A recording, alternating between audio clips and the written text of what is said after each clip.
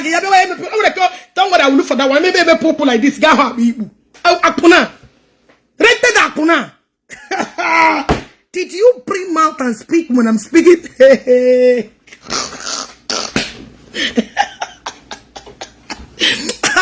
Mistake Imere. It's even respond to me.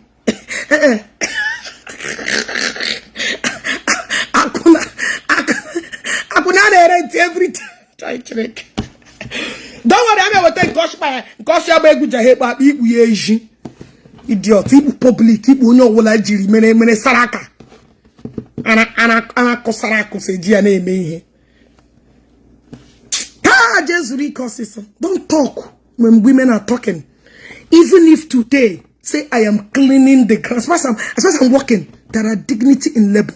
Instead of me to use my body to stand in all club nina na Abuja or club nina na Lagos, my guy me ye granot to say na area. That shows how respected I am. Yes. You want to go? That shows you how responsible I am. As far as I'm not a public distributor of all, I am contented. I'm okay. I'm okay. I don't know why you're trying to pretend. My people, I have not brought out your life. People don't really know you. Okay, now, Mamara. People don't really know you. I don't like this. I'm dig off for me. Mambana warning ya lagi. Mambana warning ya or 1 year to throw on a club. Okay, ya no. No, you fully where that's a walk now. Ya would hit la imi bugi. Ya na ka balya apple brain. Okay, mama rock. What Masina so but I guess you got deleted my those videos. That's why you deleted me but the man I capture a lot. The guy got deleted Victor Green even on TikTok. A man I capture a lot. Akuna. You that open your auto. Offer give me a call. Keziana where? Keziana where fan page. Keziana where give me holy page. Kahana where. One thing, you for be a customer there. One thing, not forget. How much are we begging and asking they carry on? I am very responsible. Na chagea. Again, a big ya. Yes, people got more new. Hey, my brother get it for a long time. I don't condemn mato new. Holy fan. Thank you. Only fan. Sorry. Only fan. Upfront. Hey, God will remember of only fans. Na koiri. Check and get channel ya. Check and get idiot. Chebe. To buy you a lot of food. Not the asodogus with the such as the working under the wine. Yes, I am him name. Yes. Yes. Moto negi na nagaga abali. Moto ihe niile gbara na shawe bata ho ya. We are not housewife. We are not a prostitute. America is meant for men and women, not Ijiwuriti. So all you can do in this life is to sit at home. And we get a picture. And we pray. From the day one I said it. That in common sense. When you look at the government sense to get the empty. You cannot marry a street up. Ya give front. Aso dobuka mbo. And the dogumu were a dogun with doctor. General. Your husband then with this certificate.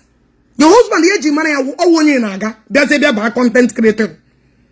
You can't dare ever. Jpac would Jpac will timbu. Ana nike on a timbu. Without him bending, nothing is coming.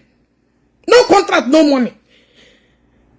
Do you understand what I'm saying? Very soon now, my husband will complete a PhD here.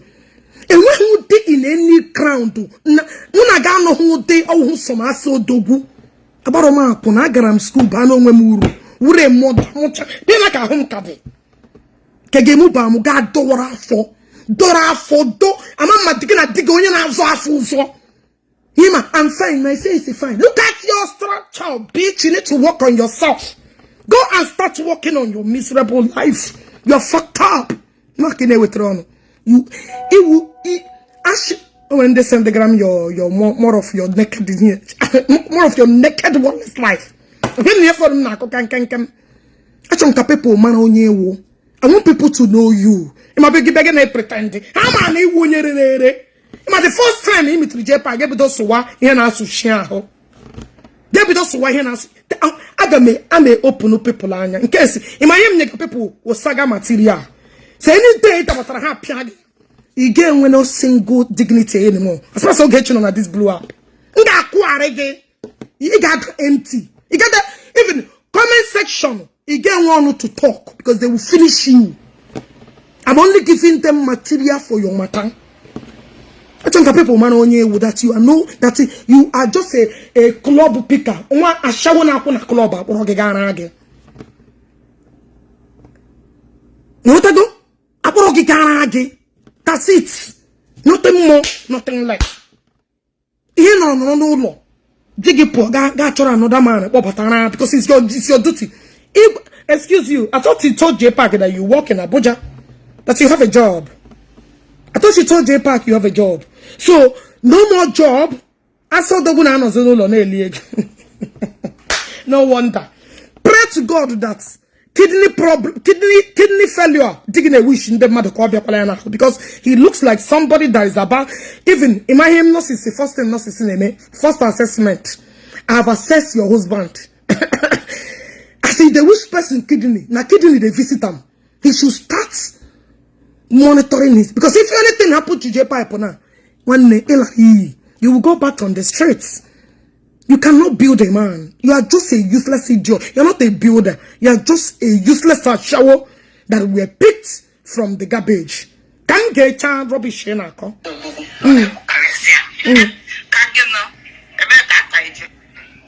Atamge kadigi when I started the investment. Digi kana ohike. Na chone for MC job. When I started the investment, take on the club. Kana choma nega woge. It should go and ask history. Am I a rugged investor? Do you know he's a rugged investor? Because I won't happen like you. At the age of 19, can be to require my first million. I'm not hopeless like you. And when you get me now, how old are you? You don't pass almost getting to 30. Nothing to show off. You are dependent on Otim Udigi. What did they put on social media? What do you have? What qualification do you have? That get a digibia on a sakasha make content before you feed. Idiot. Akwe go ka to runu na wedding kadigi je bawa China. Akwe go ka to runu na wedding without wedding no hope. Idiot akuru ego ejiri lawyer. Ashawa people ni gather. Well, you are shower, you a public consumption. At the regular log, everybody with a part of you to nash. Everybody with a part of you to collect. Because no man are Igbo. And I have to go and verify. And I have to go. That is why now you're a property for all men. You're a property for everybody that contributed ego on your head. Did you feel me? Continue your job, AJ Manage. As a job, you're a property of all men. That is what you are. You are for everybody. That is why you are hopeless. That is why you wear brain. Where is the work you told your husband that it doesn't not do law? Content. Are you not a useless idiot? Content you can't even act.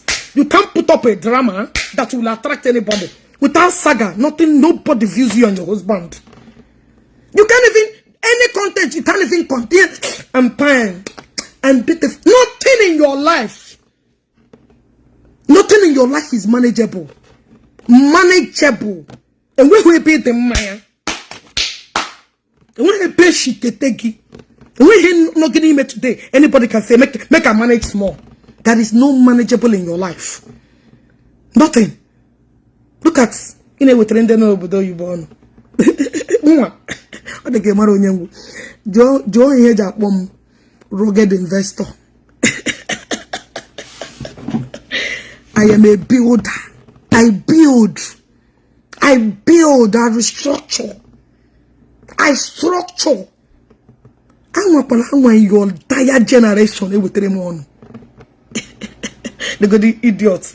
Now need contribution again a diggy. China, Oje me business. The content feeders. Dala. I go again on Facebook and come over.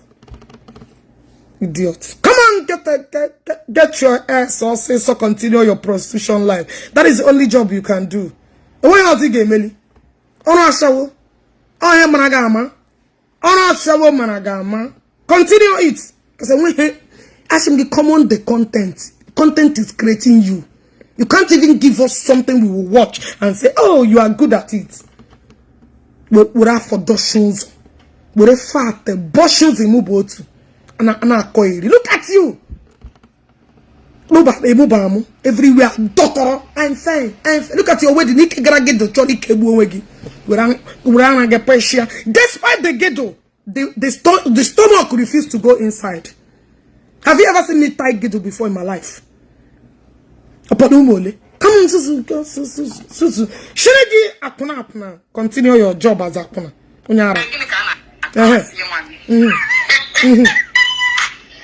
If you're Calicia, if you're Odogu or if you're Odogu or Asodogu, whatever, they got no Nigeria. Yeah.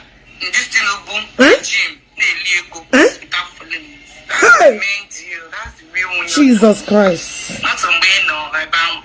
That's such a speak. Proud of it, oh. Proud of it. Work. Sorry, I'm at work. Yes. Sorry, I'm going to work. Oh, so you watches me. Oh, you watch me. That's good. And don't get again a weapon. Oh, so you watches me. But if you don't watch her. I don't watch any page. But you are speaking my terms. Oh, so you do watch me. Where I go to clean ass. I am proud that you watch me. I am proud that you're not watching me where I go to collect more. I am proud. You want to go? I am proud that you're not watching me where I'm hanging into club. I am proud that you watch me where I'm not going into club. I'm going to club. I'm partying this night. Make up like this. Hey, check out my Gucci bag. I am in my investment, you know. All this local are showing we who no pastor. Look at me. I bought a Gucci bag of $1,000, $2,000. Look at me. Hey, look at me. Another day. You know, that's all you look at it. Oh, you look at it. I am not useless. I am not a prostitute. I have a reason of stepping my foot into this country. Even if I dey clean nash, I am proud to do it. Because everything I ask for, that's all you look at it. Look at me, my Gucci bag. I just bought a Gucci bag. Look at me. In all investment, oh my shower. Whenever you see an shower, look at me. My bag. My next day. How the one? Look at this. Look at my another bag. Look at my another. You know, this is their investment. One of them got show you look at a property of 100 million. For where? That job about me, you. Go on. You see all this rubbish you know me? That is where you belong. That is where you belong. Hey, look at me. Go pray another one. Look at me. Oh my kids. Look at it. Is it designer? And then it's Susuare. And when you she showed me acres of lands. They cannot be proud to show you nothing. Oh, he had oh, investment. Look at my fake hair. Do I look like that? Have you ever seen me try to? I'm happy being a home where Ben on a clean nation. I didn't clean here. You know my joy today. In whom a club. You may be high hill. What give me club? I talk that I'm happy that you said it. Eben Nana, my different Mercedes that worth almost 500 million naira. Those are the kind of things that those cars. You see how many cars I'm driving in this country? Go and ask anybody whether they are doing it. I can never be hopeless like you and your husband. If your husband can bend a couples of times, Gaia, best of the same feather flock together. You can see your intelligence. Actually, when you come before you meet a woman, convert with the woman, know the level of her brain. What is her level? Where did she? What? Motivate here? What is her brain? Look at your level of your reasoning. Well, I don't blame you. But you don't know nothing.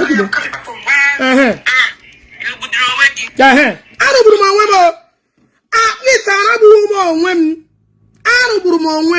I'll continue to know another turn. At least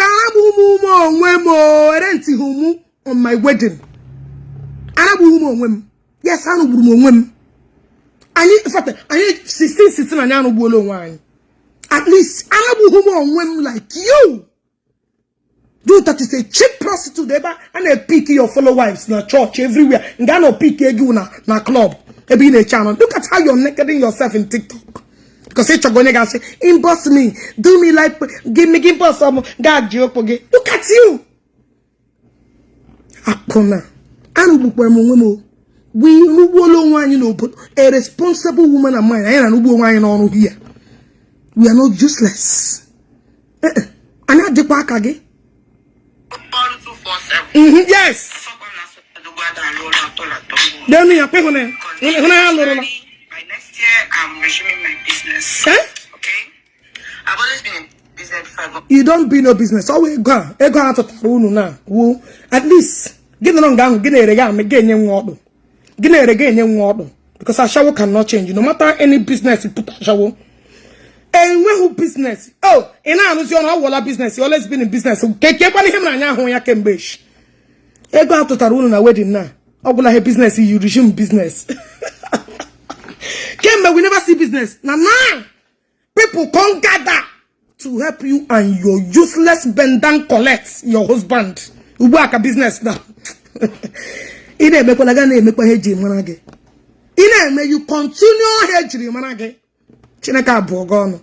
Continue your normal work. No stop oh. Because ine emeka aga na emeka. Look at the idiot in with 3 madam. I saw. I can listen because no God look for work. No power pack Ashawo, negi make you never a good wife. You can never pretend long. Abramuna. Ashawo negi nagi surugi. So give a prostitute they pick in a club. Ashawo negi that did not train you that I got water before somebody notice you.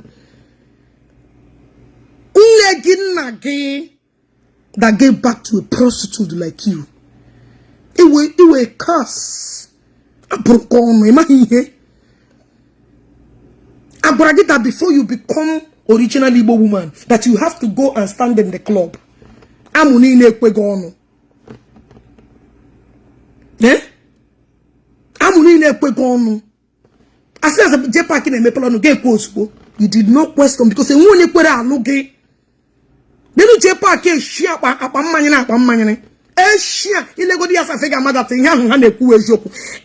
of Jpac girlfriend did the same complaint. Gahuya Briozubo. Ma Briozubo because I'm not she's a taranopo. She's a taranopo.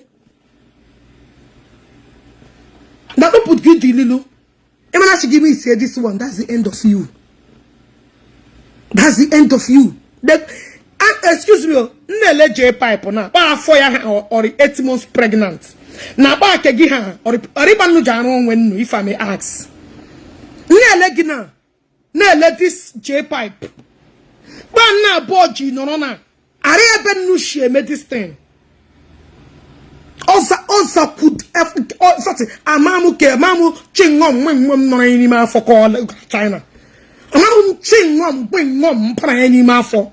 Chinya, yeah, because on a Jiri free food to Jpac, Oyama ching, yeah, the Papa for ya. The Papa Kegi, get a single lady, you need to start working on yourself. Because you need a lot of rebuild. You need to rebuild yourself. Everywhere, joy. Everywhere, potompo. Yeah, we make it. Yeah, we're ordinary after that is a problem. Yeah, we make it. Because yeah, now, well, I'm a different spam. Why won't you call? Why won't it be a size? But this Prince Palm on Baba Chana na fat, for that Baba and mini, for that Baba, they all circulate there. Oh, so women are talking, you are talking. So you never follow me. Thank God they watch me wear the cleaners. I know they club. I know they go look for ammo like you. Now butter na club. Now I get me painting matter. Then go know you too well. Know your husband. So as I was saying, don't tell me go and look for work. I do my MS 9 to 5. I look for 9 to 5. Hey! And I know what it feels like. Oh, you didn't MS 9 to 5. Magba as soon as they pack up no lash, Ganano. That's no job. Ganano. I did not deceive for Jpac. Ogechi will never lie you. The truth will always set you free. In MS 9 to 5.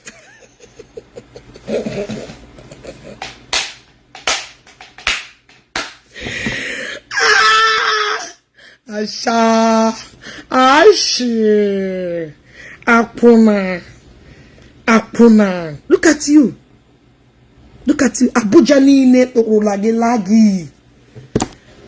Idiot. You know 3 months. Did this bitch talk to me? Did this nobody talk to Queen? Did this she talk to me? Did this open mouth and talk to me? Aye. Diela. But they got a car. They got a car. I can learn again. Look at you. Everywhere. A shower. Everywhere. Pona. Who be that fine lady? When they all alone, Leia, the Pahong Galepa. The Pah. The Pacolo Buni in the Bahokobi. The Pah.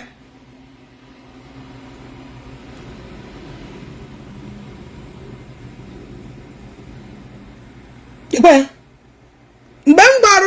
I'm not passing. I know they lie. The player. Ojangwang, wabo. Ngole when I won't got home. Ojangwang, wabo. The player. Apuna. The player. Go to the show yana about that panty and Asian. The way Bob watches. Life of a prostitute. Life of a puna. Can you get it in one? Life of a shower. Look at you. All corners. Look at you. Everywhere. Everywhere. Auto collect. The page. High love of a shower. About the upbringing in a panty. Leia. Bia Jpac le na wan again. The kwebo na Igbo. Amewe ebi kwa utulagi complete kegi. Carry go demma. This one go demma self. Ebi wo pa utulaga na eshi. Well, I am not surprised that Jesus. Anyway, Kambia Gechadi digi in Osotorono. Kambia Gechadi Osotorono. Dala.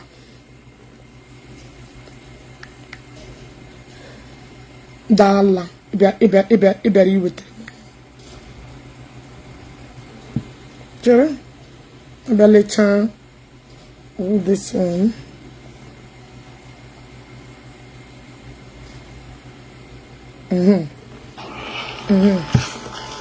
Oh, goodness.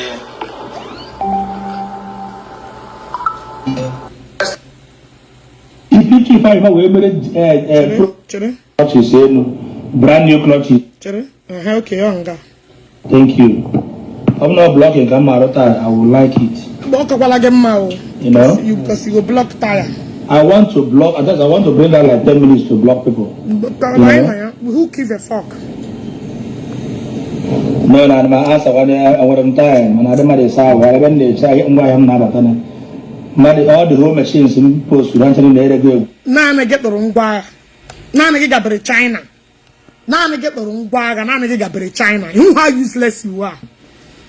People got what of China, they be investment you don't pay. China. We have no business with you, whatever you're trying to get. What's it consign us? Than this begging your useless lifestyle. And I call you. You just and then when their products they bring by a better more time. You just unblock or drop or comments. Again, what time? Or just know that you don't. Me and you is going to hospital. Again, what time? Your comment not feed me. Okay. The comment to the bad, the comment to the good is not feeding me. Allow them now. Jpac clear the air. Which air? Can they clear about which air can they clear? Okay. Which air can they clear? First and foremost, I'm telling you the people that matters first. Can we make any Igbo Southeast content creators, Igbo bloggers, Southeast? In fact, there is this one unique thing about Igbo story, which I must have to confess. More especially my colleagues, them. How many virgin oil did you? Oh, God bless you. Oh, wow. Wow. People know that Thank you very much. Telling me to block you for life. When I got blocked, okay, man. Yeah, just bring up that comment. I love it. Baby oil, thank you. I'm blocked all each and poor people on Facebook. Hey, rich man. One they believe can I swear believe a madman talking on the streets. So if as long as you don't believe, you can believe that when he believe no what. Okay. But you must believe me. Maria clutches, brand new clutches, saying that all go healed. He believe we'll come back holy, hallelujah, Jesus, amen. Why wouldn't you believe nonsense coming out from a trash? Okay. At least I'm not a shower. Both in them I find but under my fire, but I'm so much disappointed that you were created. I'm disappointed that you were created was the first person if I never be remote to Toyota Corolla. That's what Jpac, you will not manipulate in the brain here, me here. You will never manipulate people that reason. It could tell a problem, Gabriel. Stop calling people's name to Kukotalishi Madono. That is why Obonison is hopeless because of my brain. You will know with a brain or Kareha Progo. Anybody that want to come and save you is useless. Now, see how you want to manipulate people now. If only you bro. Now you told me the story. Stop looking for people that will come and fight your fights. I will fight it with you and your wife from today. Have you ever seen me calling anybody to come and fight for me? No. Same thing applicable to you. Stop calling Igbo credo. Stop calling people. You cause problem and you deal with it.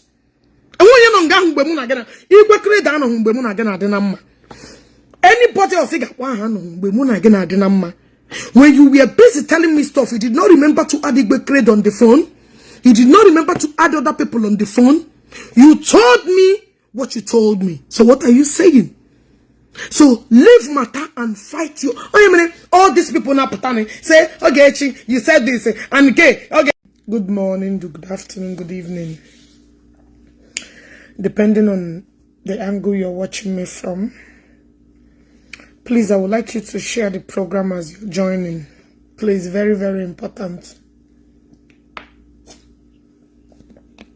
Good morning, good afternoon, good evening,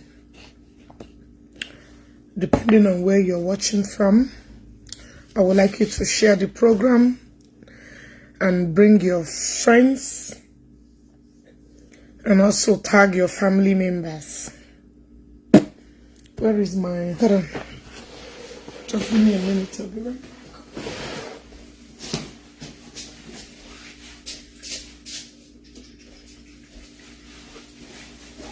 I wanted to go and get my boots.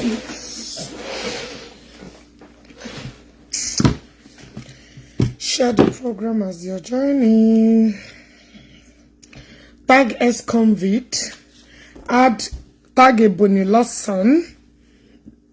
Also tag Jpac wear belly face. And also tag Wagaji hu Igbo onyara. Mama iho yiri ya mama yiri nwoke. Amamu ma bo yiri arushin dokja. You know? Only who your mama, the kind of description he is. Tag that, tag all of them. You know? Day one. Good morning, good afternoon, and good evening. Oh no, my ahayenazo. Don't act like you don't know the reason why I'm here. What I go? With no disrespect. I will continue from where I stopped. A lot of people have called me on this matter, but I can see I have omitted Ifeanyoba name just in the due respect of Nnewi people and the people that I respect. Not even all Nnewi, not some useless Nnewi people. I am referring to reasonable ones that reach out to me. But you know these idiots, name a video. Ne claim Nnewi. You guys are bastards. You see all these incompetent men. All these umuoka mumiri ndane me video. National how kwa baranka wow. I'm only respecting those that I'm so close to. Those that call me Biko. That will go in at this man when I'm Biko. But all these useless fools.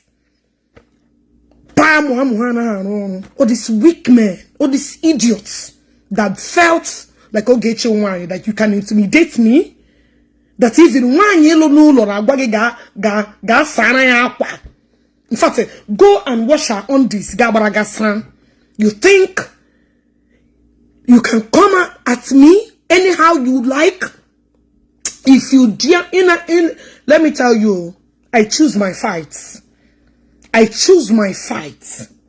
Clear road for me. Don't you ever email a video on a platform. Not people are there screenshot or to post on my page or under my comments. That they sugar out negi. You know these idiots that claim to be in the name. We can claim to be one and the name a video, no disrespect all name. You guys are idiots. You guys are fools. I can only respect those that came to my inbox and respected me. And they spoke to me kindly. As and I acknowledge them. What I go? So, video. One idiot. Asafubaho. Aparetabuga. Mosquito babu. Hit me bumbavi. Game with the God. Shall give me a video ni wonye. Ashem Let me Anama one and no. Anama one and no. Jolly chess a cloud.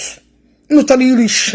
Uncle Anwa. I be a digger say you be ne. You're not more in Nnewi than me. You're not more Nnewi than me. Don't you ever in your filthy and dirty smelling bastards have a mini.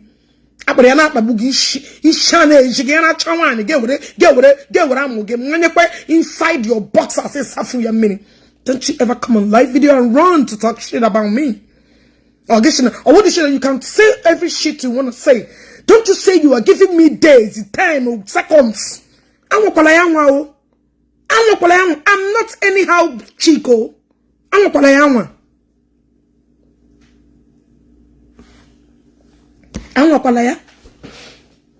Don't try it. Now uncle program. Now Juari, and I'm giving you 14 days. I'm giving you 7 days. I will maintain my stand. I will be mentioning the names I mentioned earlier. But just because Ima Ashi when he na topo before na eriano. When he na topo before na eriano. And Ashi when he somebody Ashi oh makage. Nda oh makago. Uncle oh makago. Emerem jiri pasa. Cause say what you lay, eh? You know this week when you got put a mouth piagaya, put a meme your game. Cause you're nobody. If you don't know how to, if your mother did not nurture you how to approach women, how to approach someone's wife, and you didn't go I'm single. Don't you know that I'm under a man? Whenever you want to dish out any statement, you pattern it in a way that you should not disrespect nobody. Ewonya hoya na ana ha so mpari o. Ipari amuma mpari agi. Sama mke mpari zunu na ebe ke mpari runu. We gonna pack one place. So guys, come and come and do this thing.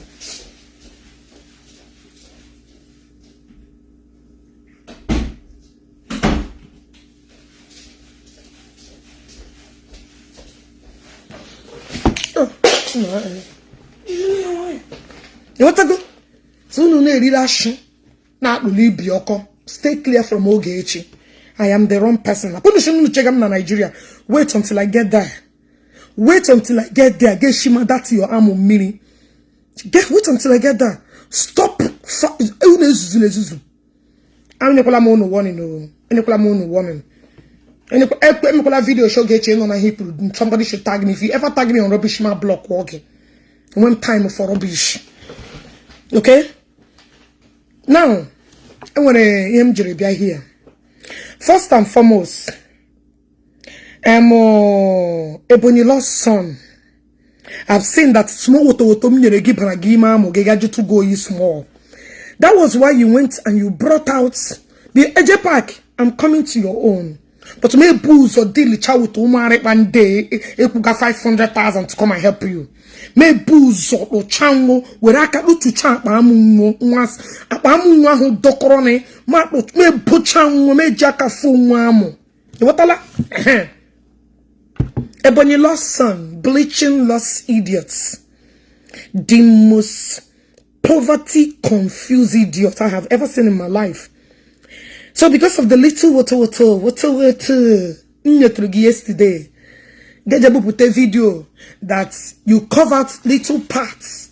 How much I love Ebukobi and what I can do, whatever it takes. What I can do, whatever it takes, so to show somebody that is loyal. I am happy you brought that video. I'm happy you covered that part. Now, let me play the video you're showing people. That's to show you how loyal that I am, that I'm not a betrayer. When I'm with you forever. That to show loyalty. Thank God you were there as an example that I'm not you or Jpac. People that can give up in a minute. That is how far I can go to prove to love Madonna. Did you get it? Okay, now let's go there. Jpac. Hey man, you don't understand what you you don't understand the game when I get a buy here. PC game way. I should get on a low one again like this. I'm one dagger. It can on a low one again. You know, I'm one dagger. It's all about views. Oh, it got to get views for people to watch you. I don't get time. And when time for rubbish, look at somebody. No 1.5. After you get out from that your live video, 60 to 80K or even 50,000. But look at where you are, only 22. You just bought views to prove what? Guys, if you want to dictate all these fake views people, on your mecha program, I've been in social media for a long time. A woman attacking here name. What I go? Now, Jpac went bought view 1.5. Gas stagnant there. No, there. Nah, I didn't join you that's why I want to start from the beginning. I joined you very late. Before you know it, you had reduced to 200 and now go and see after your live program. You are only on 22k for only 1.5 views. You know the two so moon. Make una know they deceive on ourselves. Go and check program at home 1k now in the day. People be abano in can wasara story. Is how many days? Is only few days or call how many? That very day mission program put on 50 something k. You cannot keep deceiving people just because of getting you want to create it. Let me tell you, even in Koyezu Kokogana, what are you trying to prove? Yeah, his wife at the back adding views for him. Why are you deceiving people? ETL, I will cast you to zero. I am casting it to zero. What's going on? Huh? Okay. I am casting it to zero. You want to go? I may reduce it to nothing. I be what pay imagine bomb this shiggy. I got my bo. Egabam saga. You go saga me. So all this, you and your useless wife, that are shower, that prostitute the way you marry for house, that are corner, that are more even dangerous than you, but people don't know. Don't worry, she will showcase her attitude. I overheard her when I joined you because I joined you very late. People 10,000, yeah, but again, why would you give it to them? Get the cover her up. She's a demon. That your wife is a demon. She only pretending for social media. She's a demon. Now we get a gaga nazo. I will banang everything inside. Yeah, you're okay. Your phone is here.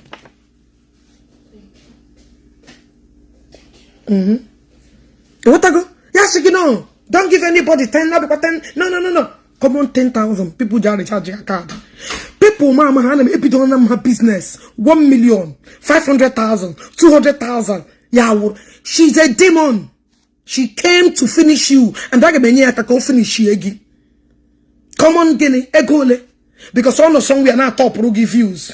Not top garo on chat program only 22. Look at how ye una de ye una self. Just to prove Ogechi, I want to prove you. You cannot prove the OG, the gangster way. All this are raw. I will be susuna ne west I don't play a fake life. Everybody, mom, that had them read to a fault. Only in mega, some people are mega because you guys are just when a hatred for no reason. And I don't give a fuck. That will not stop me from speaking the truth. They deceive one of the gullible ones. And some idiot are there say, look at your views. Hey. They don't know that you bought it. Your wife is somewhere topping your bullshit for you. Look at it. I saw an image in a program. And his program is spent almost 2 hours. You're supposed to be called at least 60 to 50k. It cannot wear. Make on a definition yourself. I don't get time. You want to go? Destroy again. I did not come to say, I came to destroy you. Anyway, let me finish with this useless Obonyi lost song. Let me finish with this useless. You will pay bloggers to come and help you. You will keep paying them. But this you just follow useless content creators. Ndemapani here have used their sense. Matani were a demon. Those that have common sense. Guys, please share the program as you're joining. Share and you click love. Share and you click love because I know their game. My heart shot out of here. But share to click love. Yes, I never marry. What it concern me? Why would I marry? Okay, now I know marry. You won't come marry me. Do you want to come and marry me? Come and marry me, oh. Come and marry me. After all, many of you won't marry me. If say I never marry now, you're not gonna like marry me. Every person needs one person in my life. Sorry. Each and every one of you needs somebody like me in our lives. And you guys know it. Every individual, man, they hate him, needs somebody like me in their household. But they will not accept it. A builder, a structure, architect, a foundation. You need somebody like me. You need no here. You want to go? No, I don't have kids in my marriage. Can you come and bang for me? I want them kiss in my marriage. Come and bang for me. Any dream gi. Any dream gi. They want them for me. Now, what can you do about it? Any dream kiss. The amount size ya amoge. Because I want to amoge do okay. Ma vure a bigi mo ya mwana mwa. What I go? Any dream ya? I may put lay the size of your ammo. What I go? Now, let me go to a Bonnie Lost Son page before I'm begging a Jpac. I'm coming for you. This game I get pleasure of for We're gonna play it fine. Because I won, and some of you felt you can talk to me anyhow. Wouldn't believe that because I won, and some of you felt you can talk to me in a disrespectful way. You want to go? And you think I will accept it? Hell fucking no. Jamanu who no step on their toe, not Ogechi. I am not like that. Now, let me go to a Bonnie Lost Son. A Bonnie Lost Bleaching Son. Let me go to your platform. I want to see the video. Today, if what's come to us,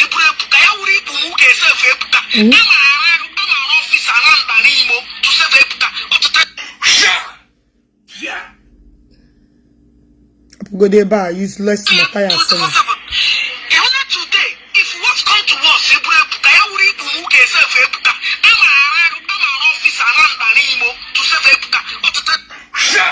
Now listen, Bonnie Lost Son.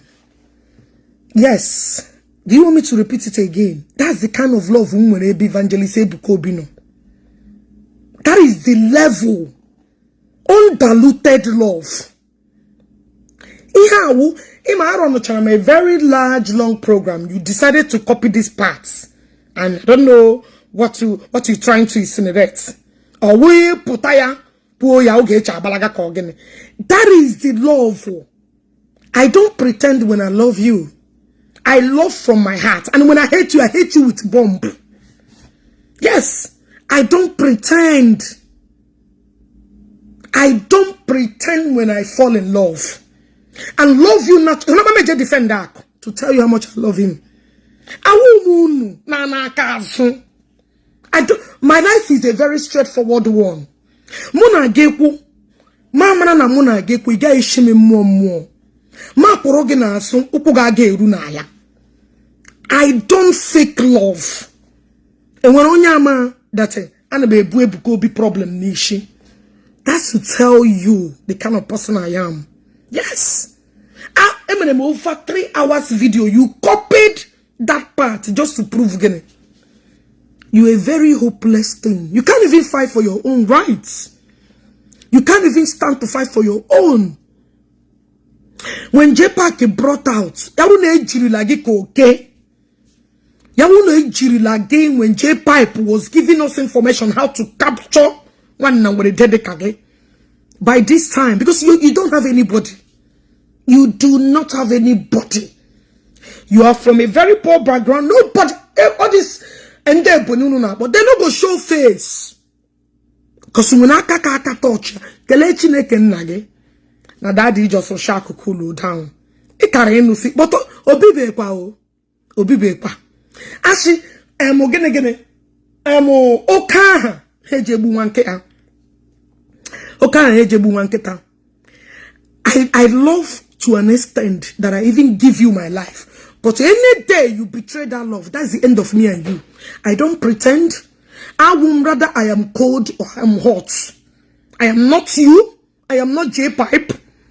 That's it. Because of Undomen ala share our video mu, then I have to join Women ala join Oka. Hell no. I don't eat them gerima the shoes. You and Jpac are the same. You guys are fools. I cannot be Mgaleba. I cannot be ex-convict. Ex-convict, Governor Yoshi. You know, you actually Yokun and Baton Baka Wejoku. All of a sudden, Yoku's in the Makambaka was here Joku. Yeah, turn instantly. I cannot be more calm like all of you. That is why I said, Onyo Wula got you with somebody like me. I don't betray. People wanna have them money like jogging a betrayal. Only if you start betraying me. Yes. Then I will. I'm share. I don't want idiots. Wanna shower question Lordi. Jugi unea. Whether more would this time Jpac potaraku na my father purumu. Why would I tackle it in a thunder Bob Woki? When to tell me when to fight my fight. You wonyara. A woman that is out of age. What can I charge and what don't poor again? People on Facebook, bake, barangede. A shim get taking up Biajamage in a cholo. They got one when to start to fight my fight. They got one time and date to fight my fight. And you know, Hundi Bonekuna, or Wumbo Japon. Are you mad? So you expect me in Bamu Jpac when he that I should come and tackle him? Eh? You know who you wanna to get no Buruko Japon. You know they hear him? So you think I'm not an Igbo woman and I don't know my left and right? In a jomo or work America. Omeri Bunegi. Only did then nege Punashi. Chineke Borogoko. Let your father me bro soon negi mo wo soon nagepota. Then mahuka you get forget ya so easy. Ga pota mem wo ye kule no wa. Nam jikura repu omu. Nam jikura bomo ono.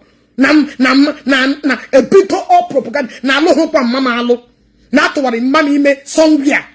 All this propaganda came from Jpac. Yena carry everywhere. Some gullible idiot they believe where Jpac mama home from nne, ama home from nna. I hope them Jpac before. Jpac say, Ogechi, na putara bam pam wo where onan rock on a mado. Mpam jikura bomo onum jijuwa. Onye mpaya bunu on a help dia with the document ya ben oboda. Onye mpaya bunu ga cho sources of dia. Here with the documents of just support to go chuku na military. Where did all this propaganda just to damage Ogechi? Just to damage my reputation. This thing I know today. Okay, I social media. Nam jikura repu nam jikura potashe bam nam wo. Oh na onro kona mado. Kombe ntendo. Some idiots believe where Makopa ne chembe mge bere giga. Some people are now bam dates and when that I should come and son my revenge. Or would that day Osama bin Laden born in America, or the day America JJ destroy? How many years he had targeted to destroy that place? In a bam or wubam we tonta babu kwegi. Iga bam how to vest my anger, how to fight my fight, and when time and when dates. In a babu puten namo. Until entire your family from A to Z, and when I will common nurse with a bachelor, more or less of my daddy with a 3 set of PhD in Oboda and Dr. Gabe Buria with all manner of lies. And you want to tell me how to fight my fights, who to include and not who to include? You una de mad, una de freaking mad. Make una deal with una problem, how una go deal amo. I am not you, you're not me. You're not from Osumeni. You're not from my compound. You're not Okeke. You're not Omaramu. You're nobody. You're not a jogu. Nemamu homunage. Amamu onyewo. Ibebe disgrace mpamu in your entire generation. Ewo nega dika Professor Timothy Okeke. Dabia putan. People eburia.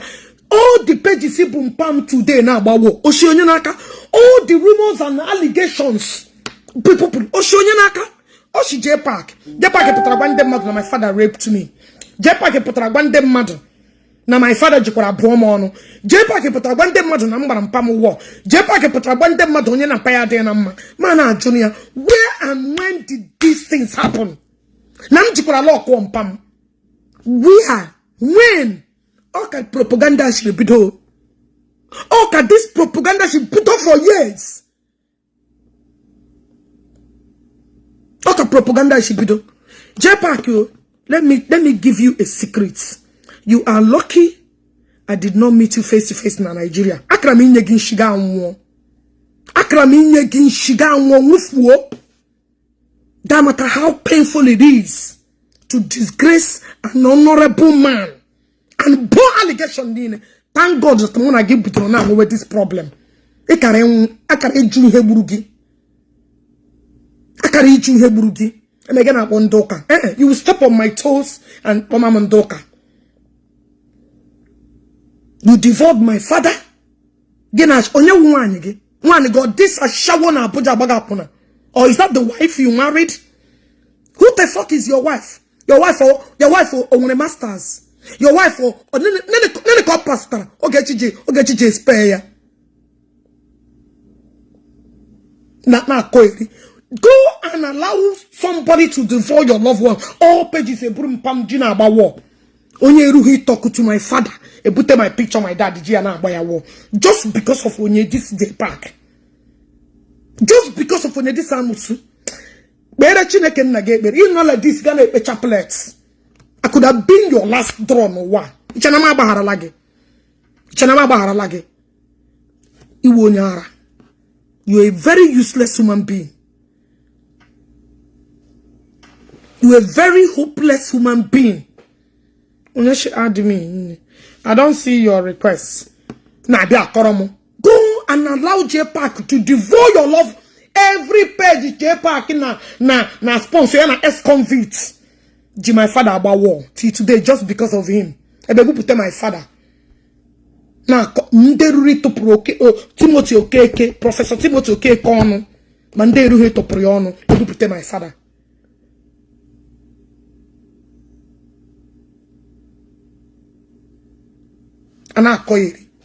Now let me go to your useless program you conducted today. Now I want to listen to because I gave me Hebrew. I want to hear you.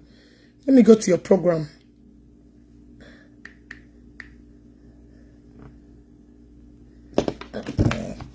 Then as a views, why is the all game number one? All game number one. Look at the disgrace you gave yourself today. Man are gonna the game for a long time. I'll be opening people's eyes so they will know how useless you are. Man, we are not top will give you. Look at after program. Look at the mess you made to yourself. No, Zuzu Areno. Kona de Zuzuna. I'm up on my network. Okay, we join you. Who is this? I cannot add your mama on you. I give them a program today because I want to hear what you said. Can I page in on a corrobishan? Chinona. Idiots, some content after. We are giving you views. We are giving you followers. So because I'm giving Jpac followers, I will not say the truth. All of you are useless. All of you guys are hopeless. He don't know how he can't even defend it because he know he committed the crime. You can't even be proud to stand and defend. Because any guy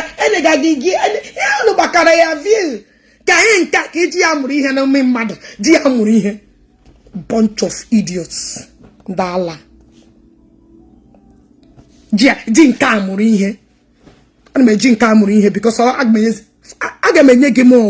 I go give you more followers. I go add it to your life. Again, what did more followers? I got put out. Number one. Anyway, come go the video again. Come go the video again. I'm going to go the video again, man. I need to listen to you first. Kebo makes the video, y'all. Where is this video? Kebo video, y'all know. Please, can someone check whether the video can on a platform here? Because I'm trying to see it. I cannot see it. Can somebody check the video cannot here? You can share the link on WhatsApp to me. Because I'm not seeing anything. Ocean on my phone.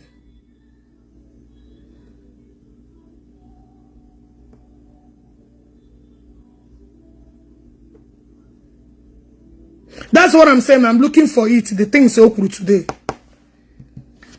You want another page, you want.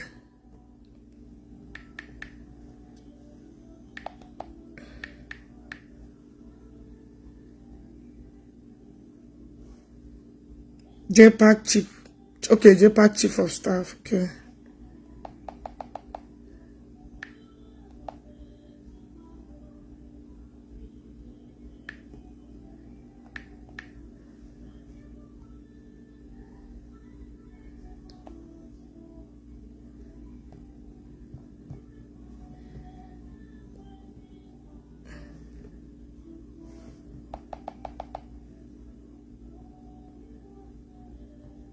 Okay. Okay. Oh, get it there.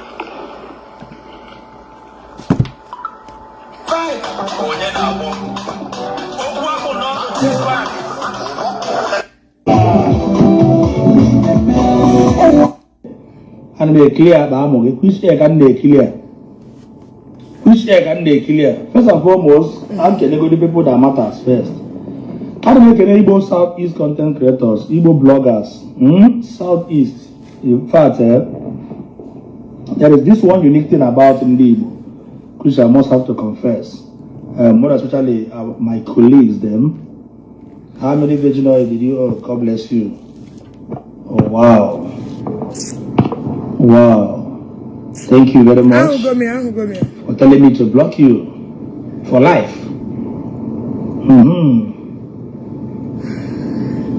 Yeah, just bring up that comment. I love it. Baby oil, thank you. Can block all each and poor people on Facebook.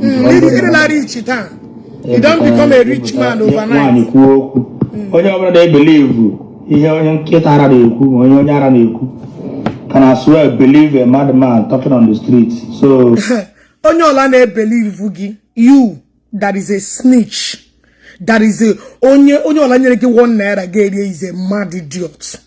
Your wife is a hopeless idiot. Onyola chage believe Wogilora Shawo that has no value is a bastard.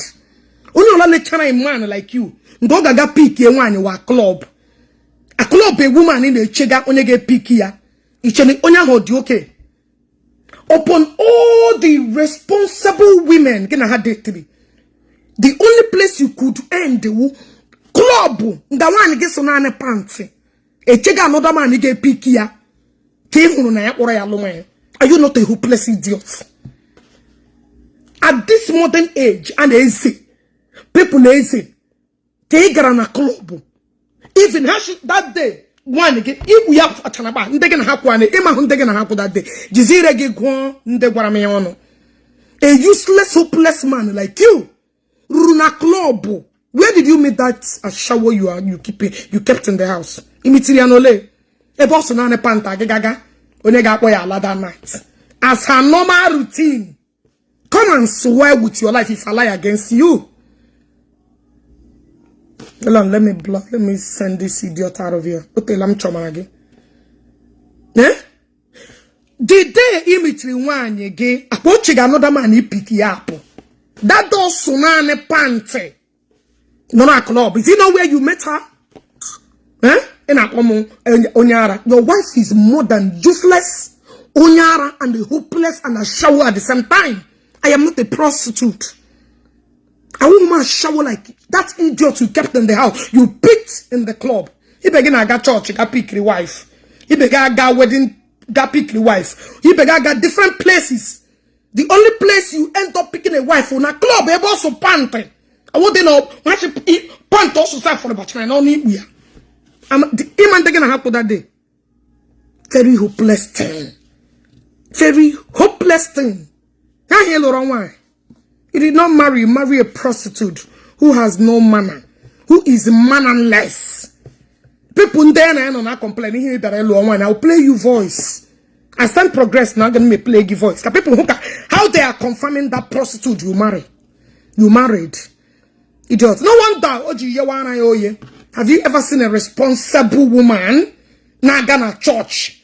Because she's used to nakeding herself everywhere. So she got confused where to protect herself.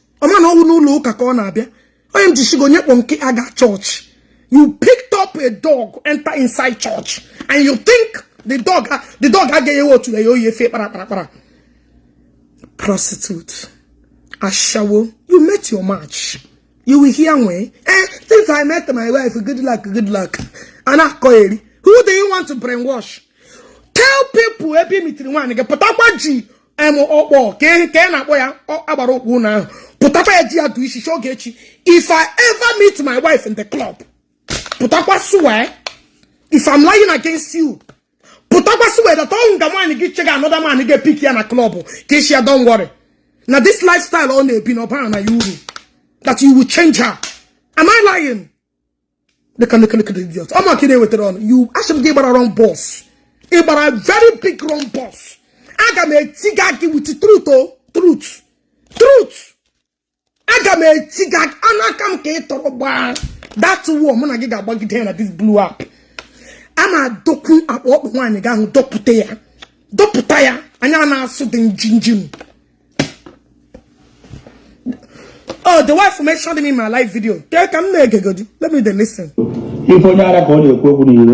As long as you can believe that Onyara. But you believed me once. You was with me. You was begging for this Onyara to Terenu. The same Onyara boss. You for me to beg her to feed you. The same Onyara. Guys, let's listen. The same Onyara. Wait. I'm joining my saving information. Chere? Oh, this thing if I believe frozen now because the same Onyara can ario biko to go and beg her. The same Onyara gain any information how to destroy your fellow content creators. Okay, one year mono. I made this. I got my patoya. I got my pota shawo. What la your mood opera. She says she's wait. When he believe in what? Okay. I blame one and every Maria Chinya clutches brand new clutches second Odigo Hill. He believe will come back. The same actually clutches here look a potara testify and a burugamuma. Now when I take kidnapper chori boogie. Now burugamuma now when they kidnapper after prophet after evangelist go be hochana that thing. Nothing. Nande kidnapper now you escape those kidnappers. Or the same place as every your filthy life. I wish Chineke could have closed it a like chefuogi. Because I really Uribran. Because Uribran we just a shower born a shower in go follow now. When a shower deliver a shower go carry a shower. The same place actually look cloth is yellow. Kena your biko, please I want to see Ebukobi. Please, Popam Kamweb because of our code the wise. Akumane Badia. Nega na Western number. Nega na Western connection. The same place. Kira Akubiko Kanguru. Somebody gonna Sarafike everywhere. The same place Kigaga. But boy, Eddie who got go or the same fucking place. It is very hopeless. You are very hopeless. And I will keep telling people the truth. It doesn't matter who I'll be blocking work. Oh yeah, zero. You want to go? The same place. Kishina go. Nda kidnap ebu hugi. Oh, the same fucking place. Jpac. Agamanga yagema. Ima echegam get chiga. I'm na one give you moku. Ashawo want to be a good girl. Ah, for where? For where? Wait, can you that onyara? Can you that onyara? Chere?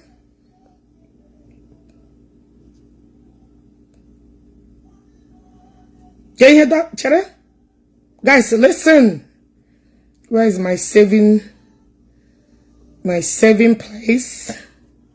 But they save records. How to feed your fucked up life. Get until good evening from here. Oh, Jpac, because what's not too much on this and their evangelist the same place actually close each other. Okay, na Ariobiko can send their voice notes. Kirieri.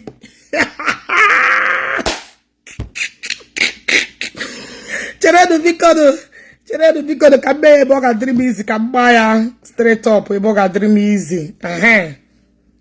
Let's continue.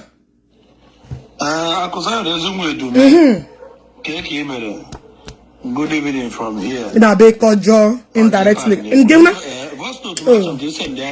in my happy drop the money. The same Biko Biki touch Qualake again. I'm a boogie guy and one of his blew up. As eyes of the gods. Biki, you're touching the wrong place. Before. Man, I only give me cheerfully to do the business and I'm Bagari. I was on February 4th this year. Even they defend the minister. I don't know, share account in Jpac was having me. February. And the post 2 minutes you could share post. Guys, share this program next time now. How about it? Share and keep sharing. Click love and like and now share because. Ma onye obodo Matthias all those time over the post in defending of ministry Facebook will strike him. Since that time we rule now the year but February, March, April 3 months, May 4 months men accounts already disabled. Now it's a red, not even yellow. But no yellow, no warning, no red. Live video. Still, the monetization is out. Just because any video, Jpac post to or any video post to, Man, I still say I'm going to say, how far? Can you say, where I'm you send the other give abroad and the pay. Even in cage, go to pay. Those criminals. 2 criminals. But don't know my now. Previous months, have come worse to worse. As poor as the pay may be. You know, using 2 million naira a month. Now that's has come worse to worse. $2 million $2,000. That's the man that month on your eye. Other months about 3 or 4. So page you where he see brought up TPR even they defend the ministry. And nothing show up more than anything. I would not 2 million naira can name the page name February, March, April, May, 8 million naira just gone. Whenever we do page you see now revive still my 4 accounts will get them on the tag hanging category the request that depending the Meta app. So also my backups accounts on time they use more Mr. Jpac comedy. But he had 130,000 followers before we do this year. Before it was not giving me or you doing any profits. You watch here, if I don't make posts anything called ministry because all destroy your account. All destroy your my account. I didn't make posts anything called ministry, church, whatever, or men I didn't make posts with it. Only go my account to disable. and na account ma disable we go di head say ka no be see onye a never dey na so we say we go for property na go fi na anya we go we push you iya wo mo bia ibia scam one day Zion ya mgbe ọ bịara ịbịa scam one day Zion in the name of na postri ihe page ya ga red o nwekwara 3 pages o nwere 3 pages ya mgbe ọ chọrọ ịgbapụ kama gono ga gwa ndị mmadụ that you are hungry, you need money, e planning a wedding again before help you na this idiot eji oshimbia o ma na akowo agboro aba bia bata ego I could don't face you road streets. I could don't face you road streets become normal again. Kebere saishi. If you am did you take me voice note because of former God na kowo rugged himself. Yes, send the aramuya. Say Ogechi. Say make I help and beg ako. Opa the same onyara. The same onyara you dey beg. Say make him beg, say make him feed you. You see how your useless life will ridicule you. If I get put on social media, you keep lying to people. You keep lying to people without telling people kewe joku. But nani em jirigi wo for no ogu. Nga de joku ne destroy again. You came to scam in the Zion, but your scamming did not work. Your scamming agaro. Then you flipped over because ego. They did not give you the money anymore. God ego now get flip 360. The same Zion. The same Zion e biara na church na ario biko ka ha biko ha ya anoge ki na video sarafik eba na mesarafik oil. Eba na mesarafik water. Mo Chineke agbakwa ha na ewu an intruder na ha chuwa gi. Iwotago na ha chuwa gi. Ha chokwa go kweru na ala. Because people literally akutfoge imecha shek ka e bia na Zion benye testimony. Imecha shek e bia say Zion benye testimony na ejikwara na ndị kidnapper jikwara megi game enweghị uzi chọ hijab Zion n'ime. He ekwechiri pano. Akụ ekwechiri because akụm onye ewu. Ọ ma na ewu ahụ iko abụọ. Iwu double sword. Akụ ekwechiri gị. Issue na nke to become MC. Oh well, ki go egwu. Oh well, ki me MC. No, ki me help here because you came with a very bad intention. Very bad intention. I believe. Imagine when you are going that number na ko kan design dopute ego na ego do. How put 100 million this how does a GNA in the case?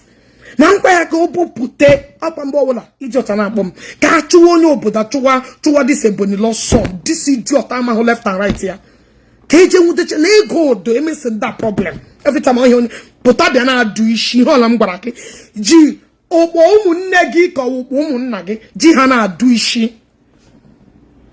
Guys, share the video, click love and like, share it. New accounts. Oh my God, this is new accounts we got under 2 months. About to 10,000 to 20,000 followers. Still nothing to show up. Click love and like. They are reporting my video. Click love and like. And share the video. Share. Get it.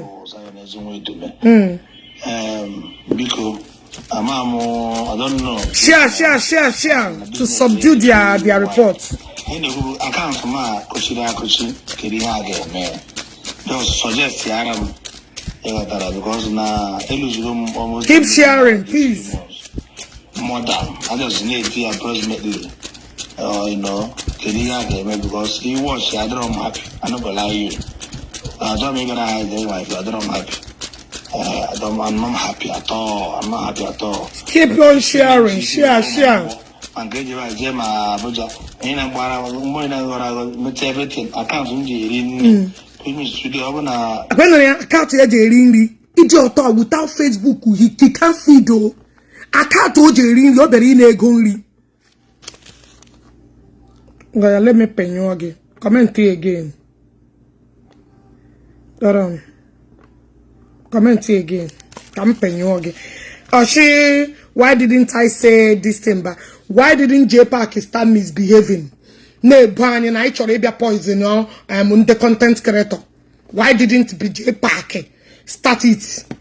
Why did he start it now? Whenever he started, that's when I started my own. Why didn't Jpac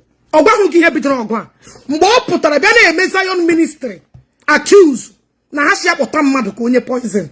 Oh, Emaro. Okay. Now, why didn't he start accusing them then? I could have come Bolo Jipito. Bolo Jipito come Jipito. So I don't know why you're asking me now. Oh, who get the main focal? Or who get problem, yeah? Oh, I'm not only know the same anyway. But that's Alam Gidato, don't distract me. Everybody may more overlook. I don't I'm happy. So send the voice note to Evangelist Ebukobi. Okay. Apenoya, onye Chineke dobere ngozi. As far as your works will judge you. Your works will judge you. Even onye Chineke do gozi ya gozi. No onye Chineke nyere ngozi, but you want to come and destroy him because he switched over. What you're looking for, you did not get it. You switched over. 300 minutes, you 360. You want to come and betray a man that you never had the opportunity to meet. Because of these things, could you make a avoid not to meet him? Guess switch over 300 degrees. That's Marco. Now, Nando Kashake Otaha after 100 days. And then will be but now to date a man that did you nothing. Our problem when I go and you know it. Still, let me tell you, any organization you join, poor with dignity and respect. Move on with your life. And every time we all know because he want to come and beg money. You want to come and beg money through deceitful way. You did not get it. Now, because it has become your problem. 100 days has become your problem.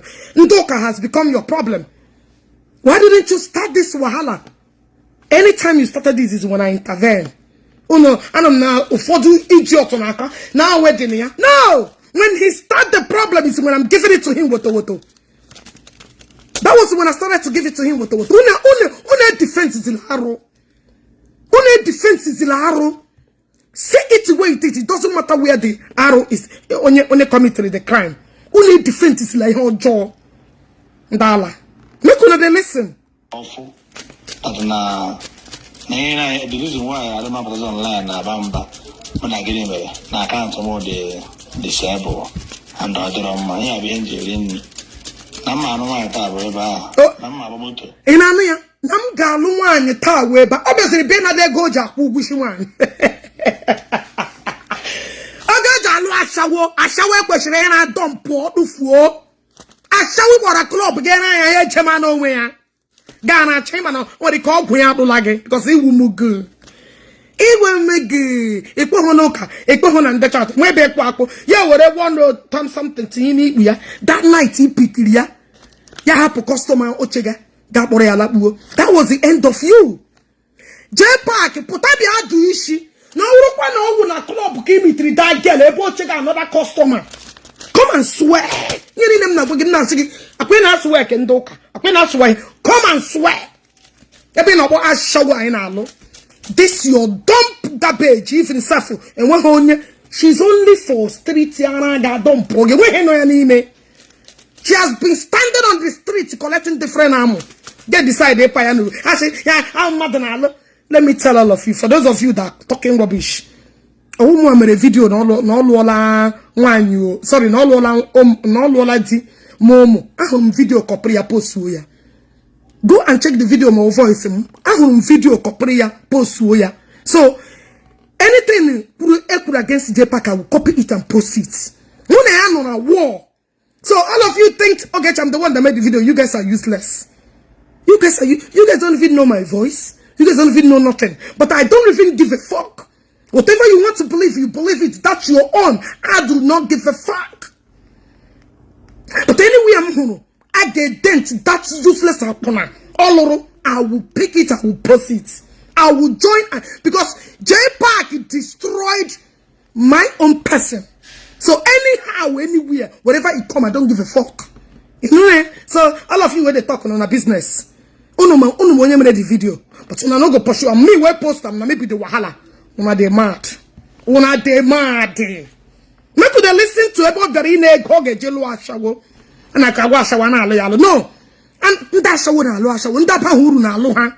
And I will still maintain it 1 hour. Come on, harass me. Dala.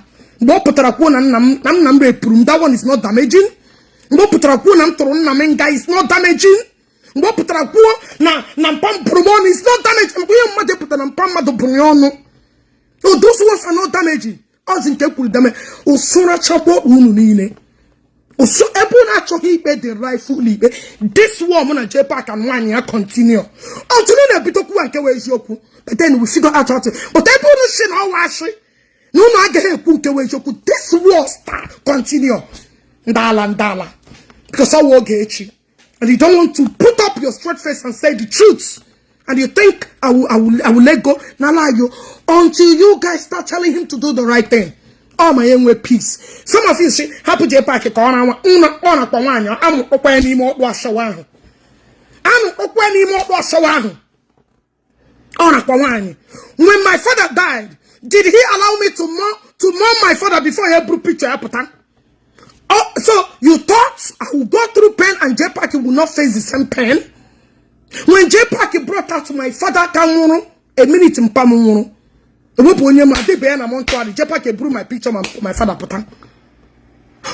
So Jpac did not even allow Bunegodiana Naibe. Oh, sorry, Bunegodiana Montuari. Hell no. A man just sold the only lorry and Jpac that would organize to take the picture and brought it out. And that one is good enough for now. Una never see anything. Jpac, I gonna go. I'm looking more. I'm looking up a friend more. I'm looking up a friend more. Okay. Not what shower. On your lakutana. Okay, get up a friend there. In a piece in order. And when peace in nam, get pomo different lies. Nampam jukra repomo. Nampam jukra bromono. Namamo na lo mama alo na chopo mama chopo. Neme who the lies in on wa. Emma Honyangbo. You don't know nothing. You just want to use my reputation because when them on with the beef you join their crew. You join Palace of Justice and you decided to be each or each may grow your page and you think hell no. I won't mind him somebody here God got there for you. Oh, they can get you for China and the person will come when you don't expect it. Ndala.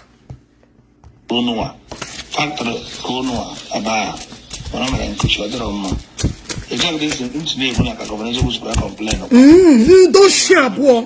2 criminals. Ex-convict and rebel face. Don't share.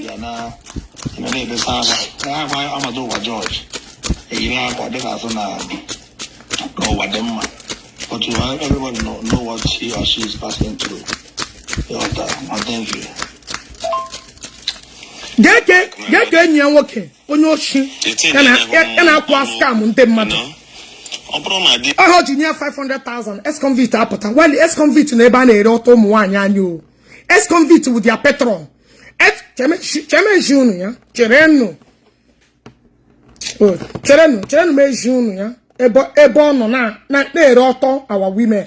Cheme Junior. He's the patron where they are selling our women Igbo. So he they defend everything. You cannot defend our women Igbo. They defend everything. You cannot take your mind and say, Onya name all these things. Why are you busy sharing women nude?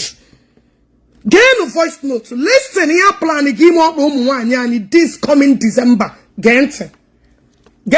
I will ex-convict with the patron. I will with the governor of different thing in this coming December. Dala. Chineke wo chapu na oku. Chineke wo unu ga hu aru, una no go condemn am.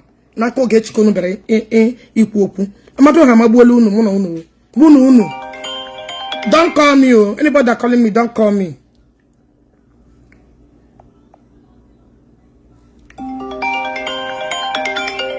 Hold on, let me even block you. Good. Oh yeah? Otilo. Oh yeah?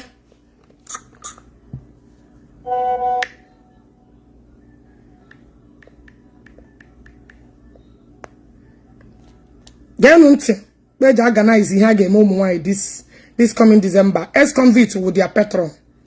Or with the leader. Genunti. One mother, Nkai Mero wine and Nkai Moro wine, I'll get my Yabaro wine, no boss, I am a hangout. Yata, and one of video, and one of it, I video, one of phone, AGS, anything. Yeah, we are in a room. And on a room, and they told about the game, Apunya Hanoko, and I say, Yata. And one of phone, one of the video, on your H.A. because here I am going to I so Pant and Brad very okay. In Ania, Pant and Brad, a change of my a bit click love and share. Look at another report to my video. It's in area Marco said. I will not survive for 3 minutes a year ago, or the happy. I want not survival. The 3 minutes I really go now. Okay. Don't try it in Yabo. But then we get a man bella, go face and down. Let I go cover that face. And auto, you could in Ania. I got those auto, in Ania. Those auto, in Ania. those auto, in Ania. Then I make competition. I cover 0 down. In Ania. All right. Without that, one competition, how is in Ania. Competition, how is Good. Okay, no in Ania. Apart one Igbo aga alụ ex-convict with their patron na the group o. Apart one dosabo ewere ihe tinye ha n'ime ọkụ. Gịnị ka ha na-etinye ha? Where they are selling our women nude 30,000, destroying our women. But ex-convicts put again, I'm fighting for them. But you cannot fight for our women. You cannot fight for the arrow and the impunity you are committing. Using our women private parts in the name of game, in the name of competition. Governor Onyuoshi, the patron of Omapuna. This is a person, I will get just, you are a disgrace. You are a disgrace to everything that represents positivity. Look at it. Get voice note again. Can't try it in Yabo. But then we came, a man bella, cover face and down. Let I go cover that face. On auto, you could in Ania. In Ania. Those auto, boo. In Ania. Those auto, boo. Now, Cheme Shunu, Kahasha Dosa Jobu. Without that, one competition, how the hand is. Cheme Shunu. Cheme Shunu. Beja also Omuanibo. This is what they are doing to our future women. They are destroying their lives. Yeah, December. This is what they are gonna do this December. I got that. I got Ogechi. But Ogechi, because I'm saying, all of you have been hearing me preaching this, but you guys will not bring it to the timelights. Because all you know, no. You're getting a coup out of my mouth. Are you guys not the one patronizing it? Are you guys not the one patronizing it? Passe. I don't know there. I will bra. Someone, you know, Bruna won't he. I don't want to go. Ex-convict. Governor Nyoshi, maybe Jpac is among them too. Jpac is among them. I don't want to one Igbo. Our Igbo women. I need 30,000. Who want a better water, huh? When Ogechi kuashi with Ogechi bu. Abam ginam kaunu gachana posha. Don Ryan we John Ryan we were here Ogechi no. Namshi heke weloto. Namshia, stop this arrow. Oh, we Ogechi to one job. What you go to Ogechi many, huh? That should be the bone of contention. What did Ogechi do to them? What did this Ogechi do to you guys? Stop using our women as a marketer. Pushing arrow, we are not prostitutes. The Jew prostitution man Igbo. A Jew prostitution. Yana mutaziri we gonna what's up? Create a group and our executive garden. We are ex-convict. Governor Onyuoshi na Jpac in a derive for their toy. Ongoshi, ya wuri show the hesa shawo kare elu ashawo. Cause he has shawo na amashe Ndamusu, blood-sucking demons. And when Ogechi talk, I get with Ogechi Igbo. Why would we kill her? She's the one tormenting in the Igbo. She's the one. John, when here we were. John, all these people, what is my crime towards them? I'm Ogechi, we will kill you. That's the help him now share this video. Can I make more than Sanya? New people that are joining, so they will avoid all these pages, avoid monsters call themselves Igbo. Some of them, not all, because they were responsible Igbo men. Those that are respect, they are responsible. They will never see themselves in such group or in such impunity. Or him you a bad person. Or him Ogechi onyojo. Or him you all the manner of allegation. My father jire pumo. Just to destroy my reputation. Ogola. The brave evidence be here in camera is no weird. The way ban a whip there. Gisham happen these people. Gisham happen like a crewmate of week. Oh, mono. And when any other damage you no game him, it's over. What's the only other damage? Do you know me and when who see anything? And when any other fucking thing also no game him that this blew up again. Una run all of options. And now it's time to pay all of you guys back with the same coin. Unu jekwomo. Ndala. Bialeranu. Bia grenu voice note. Grenu voice note. Iya na-eme ihe ji ụmụ Igbo eme ụmụ nwanyị bịa gere ya Ogechi is the problem. A ga-egbu ya, a ga-ata ya. Lekwa our mother, lekwa group ex-convict joining. Lekwa your mother. Your mother. Who is supposed to be your mother's age? Negi. Yeah, where they have planned. I've been screaming about this.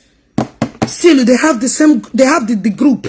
Ebehaga again. One asake shara ha. Wa mother asake shara ha. Bunyewa hinhe nibu. None of them want to say something. I will never come out to judge the one. No, you will never come out to speak. Say that they should stop this. You will never come out to say stop this. This is an abomination. This is not supposed to be happening because of poverty rate, because of hardship in Nigeria. You guys are taking advantage of all these women. What is 30,000 naira?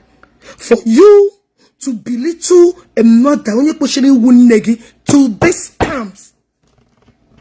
And Ogechi has become the problem because Nam Sharu got pushing.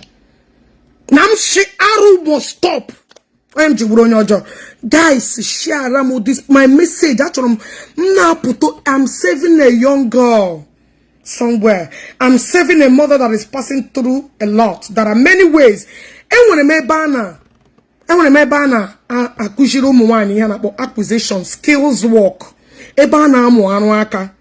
Nenupu states. And when none of them jibre page has share. And when none of them jibre page have promote ya. But let's assume all this place you will see them sharing it. But the place none of them wish that they will condemn it. They will say Ogechi is using it to scam in Igbo. Ogechi is using it to scam in Igbo. That's all you will be hearing. None of them have ever used it, if not Ezugo.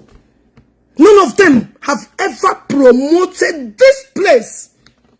Yeah, get promote to what they will promote or where our women are being subjected to cheap article. A woman that's supposed to be your grandmother has been deceived by 30,000. While a woman that's supposed to be your grandmother can equally go and learn handwork. But no way self-respect. No, they will not promote it. Why would they? Why would they promote it? Ogechi mene. Ogechi neme. Ogechi is doing it over on our jaw. We need to eradicate her, which is the problem. You want to go? Now let me listen. Yes, I'm very much here. One year, okay. Sorry. My normal way with that too. Sorry. I don't send that papa. I don't send that papa. So Okay. I beg. Thank you. Hope we never finish China bread. No man Jpac. Jpac. The China they went bread, not chocolate. Chocolate. Me na bread I need. They come Lagos next week. I go collect my bread. It's only chocolate. Oh, yes, I'm very much here. I want to hear what she said. China won't give me. Don't concern me.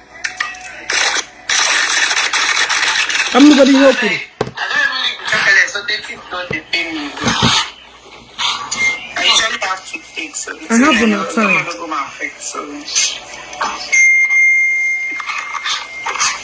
Somebody sent me here. You know, I didn't watch them before. Oh, thank you very much. Igbo TV or whatever. Yes. Yes, baby. So you guys, let me just to people. So my baby came back from China and he bought a lot of goodies for me. Me. I'm going to be posting the unboxing video very, very soon. Also, no. People should say, must you post everything? Must you put everything on social media? I go put them. And you don't go do anything. You don't go beat me. If you want to beat me, come out, come beat me. Okay? But this is me telling you that I am going to post it. I'm going to be posting the unboxing video. I know so many of you have not done unboxing in your life before. I'm sorry about that.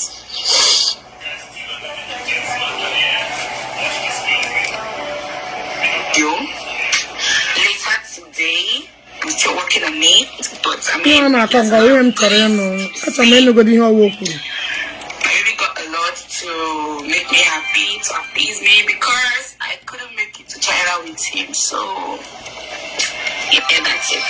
So when I post it, don't come on my comments to tell me, must you put everything on social media, must you put everything on Facebook. My dear, I go put them on. I go put them because it's not easy for your man to buy you a lot of goodies. A full box of goodies. A whole lot. Shoes, hair, bag, everything inside it. So you guys should expect it. Asodogu, yes. The real Asodogu. Not the Asodogus with the abroad and such as at least, let me tell you, if I such a nika, I can gemma. If I not clean, I can gemma. Tegiwu, iwe lamu, pagi don wegi, peri yon wegi. Na common piece of hotel, kepi kirigi, club. Yes, Anama such a believe room, yeah. It's not easy. That is what we are making. Oh, I make it go here. But it's quite unfortunate to disappoint you. That I am an RN. Agaram school. I'm not useless like you. It's quite unfortunate. But after all, and then I can yeah, we do one. But I can get mother claim that in on that in when I call find out on you a club chaser. That is a that is why 24 hours in on all. You lie to this compound out illiterate and what Jpac. Then when I call, look at Onyenalo. Look at your husband. Well, on my again, I shall marry a useless man that can only feed from Facebook. I'm not worried about. Yes, I ain't any chicken here, and that is what almost all of us name. And I did no properties, name investments. If it's not Facebook, where do you belong? You continue your position. You continue with talk, okay? That is what you do. But let me finish the listening to you.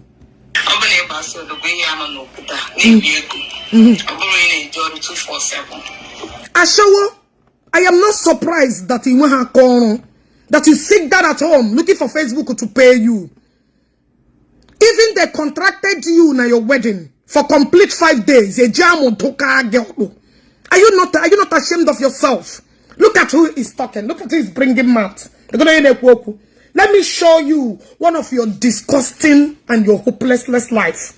I want to show you. I want you to look at yourself and tell me what a rejected package like you is doing in a man's house. Oh, because that one is useless. Omarife, Yamalife, you should have been. Oh, I don't plug it where you belong. But because of a way of science. Now, let me show you one of the most disgraceful stuff that you did with your useless idiots. There is dignity in love. Even if I'm cleaning, I'm housekeeping, I am proud to tell you. And when you're about dignity in labor, at least I'm not your husband that chewo tule, mama na yamu umbagenya MC walk. Thank God in heaven that I did not marry a man that is incompetent and with the one certificate. You know my way chewo tule like you got poor no ashabo. He got an Egypt. Instead of you to be a responsible future wife, got to ram on your child because of even with a rich Egypt guy. That happened Jpac, don't put on no back. Hey. You went and be hustling for Amu. Because that is all you care about. Amu. Le point give Amu. Are you not worthless? Let me show you. Because actually, by your identity, we will know who you are. Imagine about Dog Church. Imagine you that wait, come go shige. You're not supposed to talk when women are talking. Supposed to go and hide your prostitution's face. Because that's where you belong. That's who you are. You know I'm telling you guys the truth. That is what it is. God diggy gabaga. In fact, let me tell you. Maybe murumo fuma very well. Maybe fako wasroga fuma. Mkagite ganama hapu. I'm a make sure and got like I get. Down. You don't think I'm not like this name video they post in every second. I gotta make una again with peace in come. Look at the prostitute talking. You should not talk. Continue your prostitution life. Idiot, they rented wedding money. And then 5 days. Jiggy ego. Where is that your nonsensical picture? Be with a lana to the whole world. She had let me. Where is that your disgusting, outrageous look? Where is that? Where is that tunnel? Get that picture. Who is talking? You talk?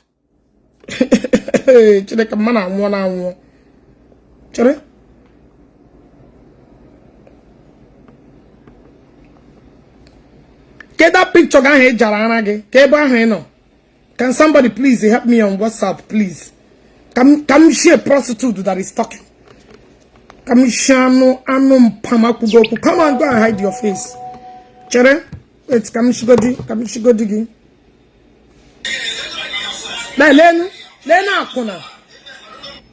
Chere, Akuna, look at you. Lay your lifestyle. Lay your lifestyle.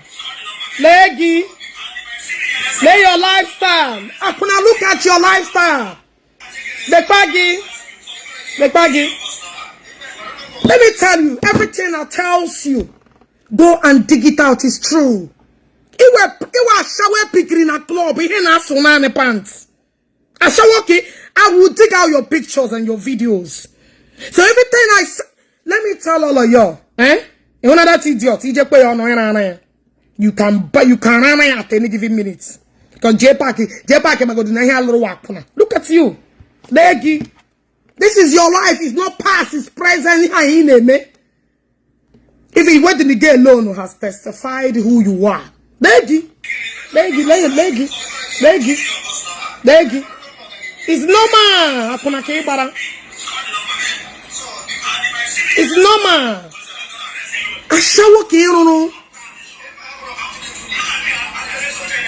Ashawo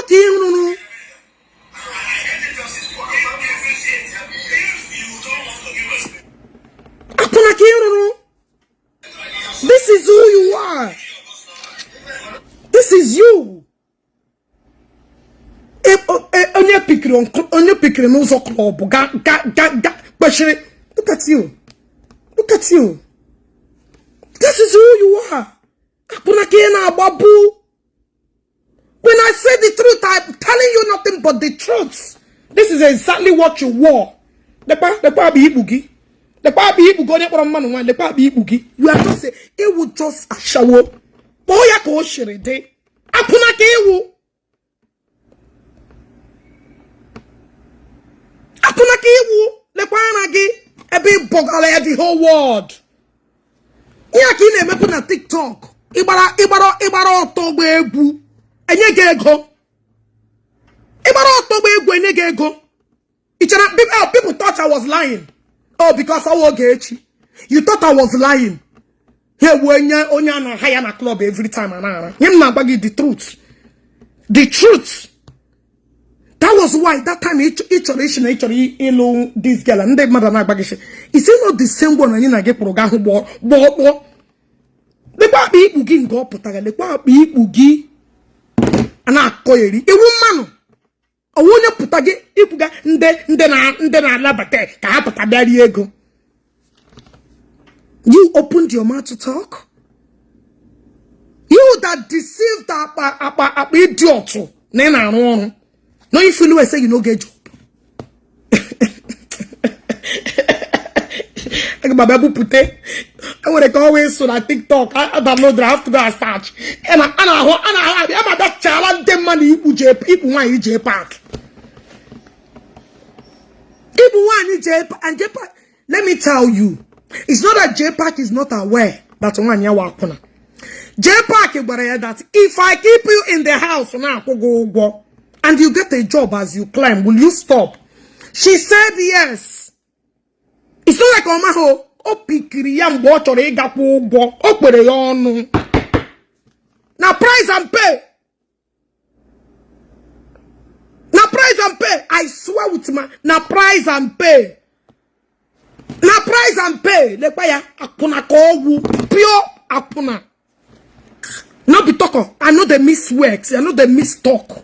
Everything I'm gonna get to talk on. Onya wa shawo.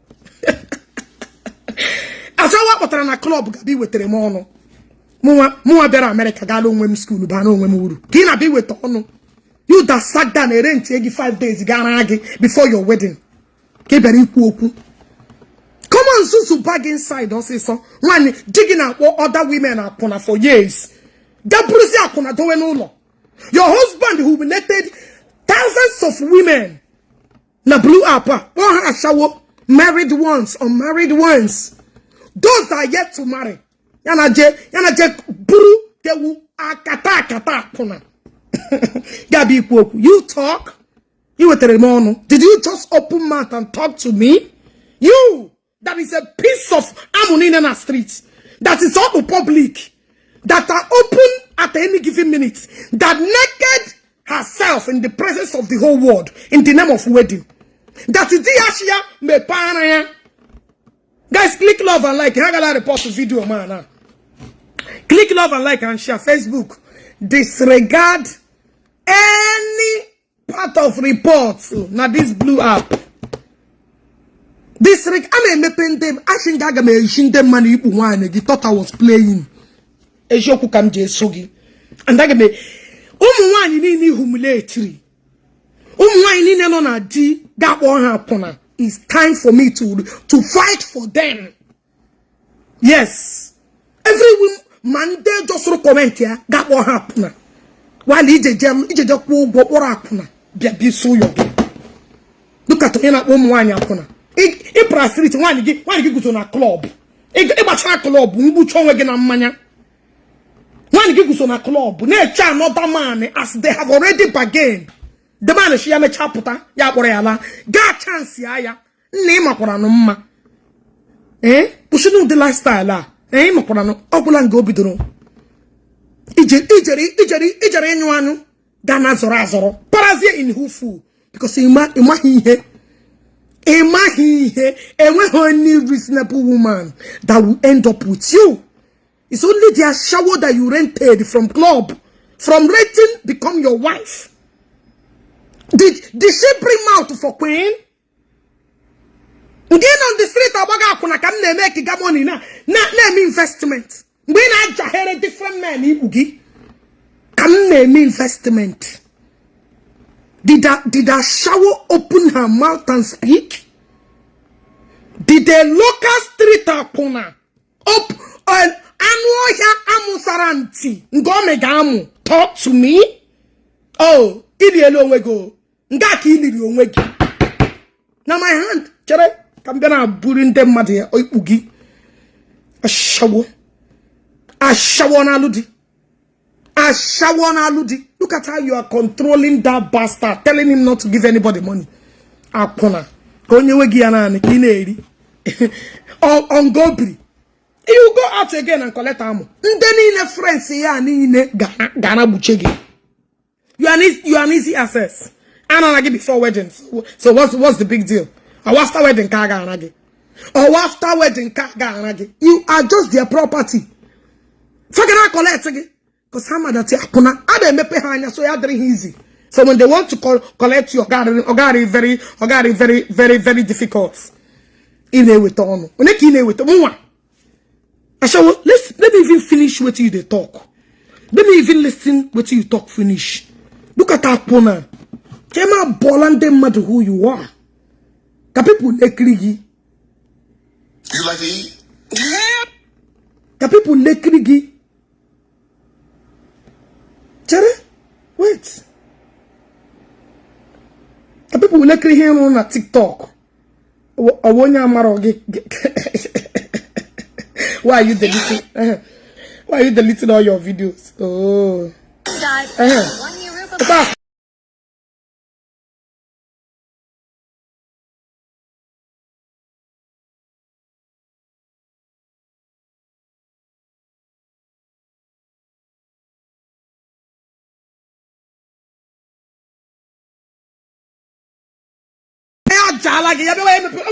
Don't worry, I will look for that one. Maybe people like this guy have Igbo. Akuna. Rated Akuna. Did you bring mouth and speak when I'm speaking?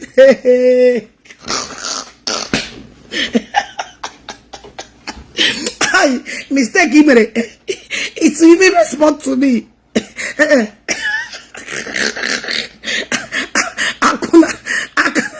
Akuna rent every time. Try trick. Don't worry, I will take gosh by gosh Yabeguja Ibu idiot, Ibu public, Ibu no Wolajiri, Mene Saraka. Ana Kosarako se Giane me. Ah, just recourses. Don't talk when women are talking.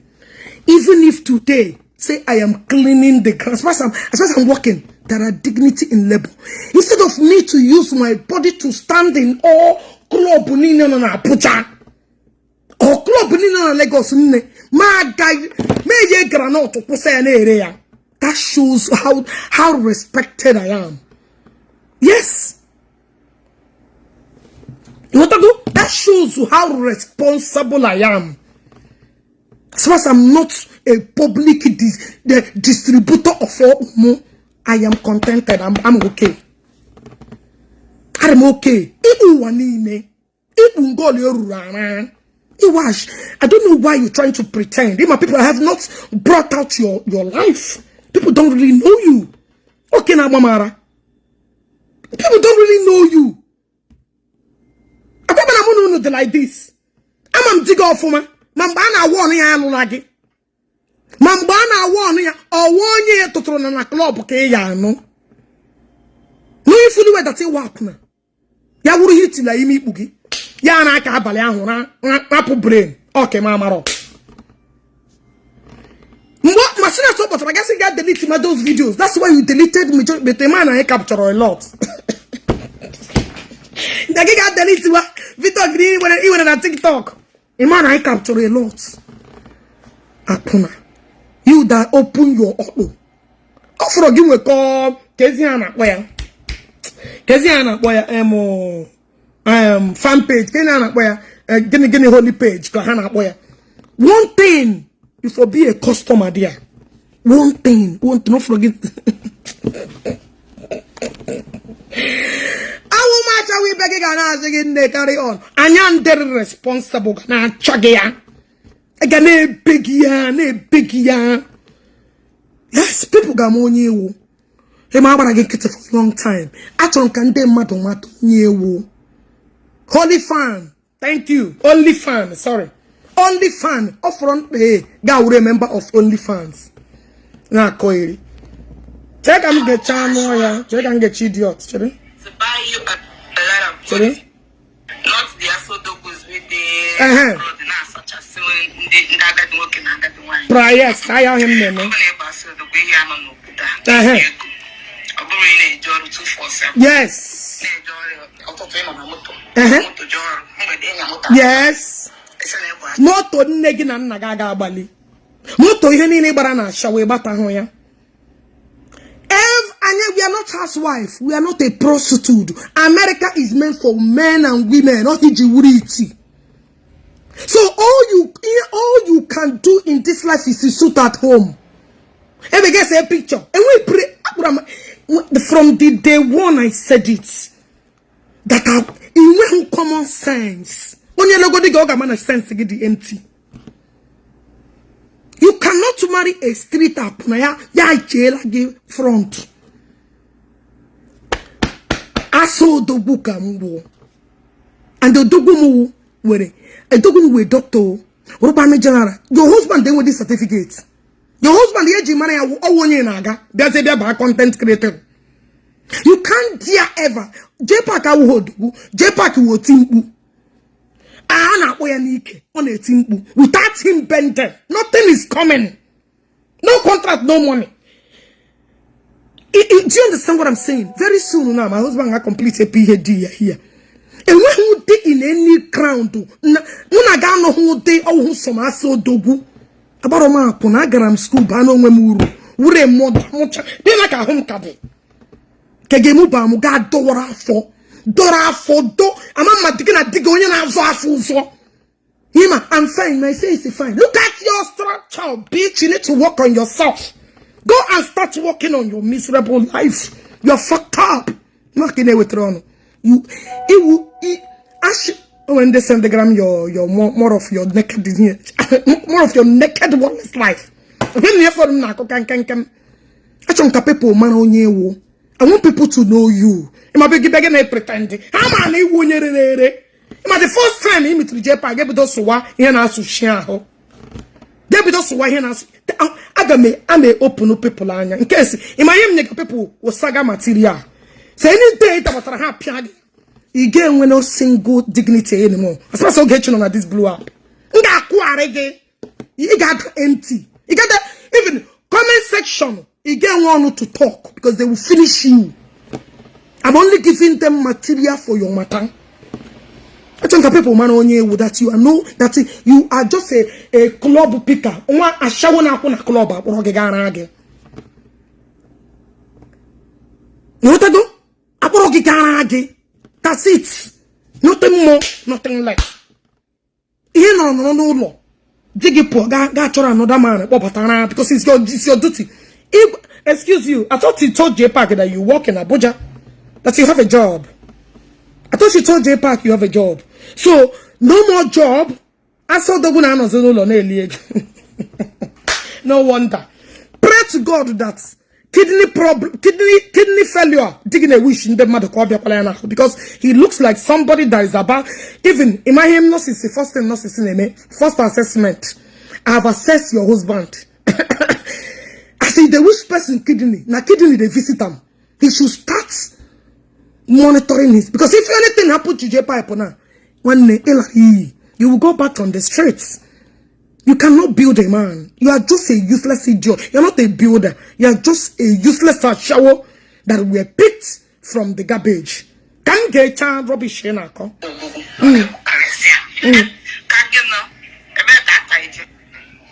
Akamge kadigi when I started the investment. Digi kana ohike. Na chonye where MC job. When I started the investment, take on the club. Kana choma nega boge. Akalele minegi kalian nage. It should go and ask history. Am I a rugged investor? Do you know he's a rugged investor? Because I won't like you. At the age of 19, can be to call my first million. I'm not hopeless like you. And when you get me funa, how old are you? You don't pass almost getting to 30, nothing to show off. You are depending on Otim Udigi, what it on social media. What do you have? What qualification do you have? Than get a digibia on a sakasha make content before you feed. Idiot. Akwe ka to run na wedding kadigi jebowa gawa China. Akwe ka to run na wedding without wedding no hope. Idiot akuru ego ejiri lawyer. Ashawa people ni gather. Well, you are shower, you a public consumption. Akuru ego ejiri lawyer. Everybody want a part of you to nyash. Everybody want a part of you to collect. Because no matter Igbo, anaha to ego eja alunwa. Go and verify. Anaha to ego eja alunwa. That is why now you're a property for all men. You're a property for everybody that contributed ego on your head. Did you feel me? Continue your job, AJ Manage. As a job, you're a property of all men. That is what you are. You are for everybody. That is why you are hopeless. That is why you wear brain. Where is the work you told your husband that it doesn't not do law? Content. Are you not a useless idiot? Content you can't even act. You can't put up a drama that will attract anybody. Without saga, nobody views you and your husband. You can't even any content you can't even contain. I'm fine. And nothing in your life. Nothing in your life is manageable. Manageable. And when we pay the Maya, and when we pay Shiketegi, and when he not getting me today, anybody can say make a manage small. There is no manageable in your life. Nothing. Look at with the you born. What the game on Joe here that rugged investor. I am a builder.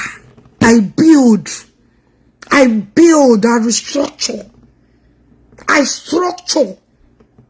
I'm upon your entire generation with them on. The good idiots. Now need contribution and again a diggy. Mogara China. Oje me business. The content feeders. Dala. I'm going on Facebook on Akumobo. Idiots. Come on, get your ass sources so continue your prostitution life. That is the only job you can do. Why else you get Meli? Ono ashawo. Oh managama. Ono ashawo managama. Continue it. Because when actually common the content. Content is creating you. You can't even give us something we will watch and say, oh, you are good at it. We're out for doshes. We're fat. The boshes in Mubotu. Look at you. Everywhere. Doctor. I'm fine. Look at your wedding. Despite the ghetto, the stomach refused to go inside. Have you ever seen me tie ghetto before in my life? Come on, Susu. Continue your job as Akuna.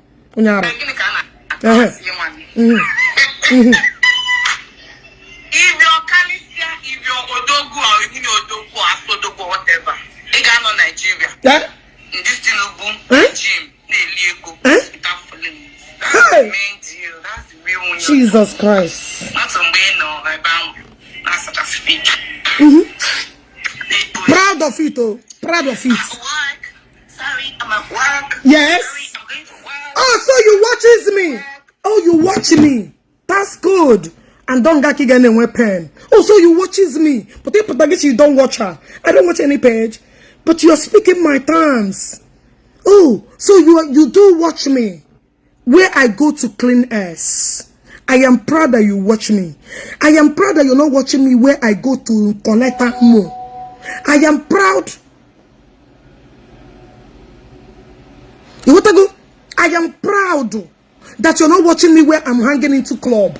I am proud that you watch me where I'm not going into club. I'm going to club. I'm partying this night. Get make up like this. Hey, check out my Gucci bag. I am even our investment. You know. All this local are showing we who no pastor. Look at me. I bought a Gucci bag of $1,000, $2,000. Look at me. Hey, look at me. Another day. You know, that's all you look at it. All you look at it. I am not useless. I am not a prostitute. I have a reason of stepping my foot into this country. Even if I dey clean nash, I am proud to do it. Because everything I ask for, that's all you look at it. Look at me, my Gucci bag. I just bought a Gucci bag. Look at me. In more investment, oh my shower. Whenever you see an shower, look at me. My bag. Next day.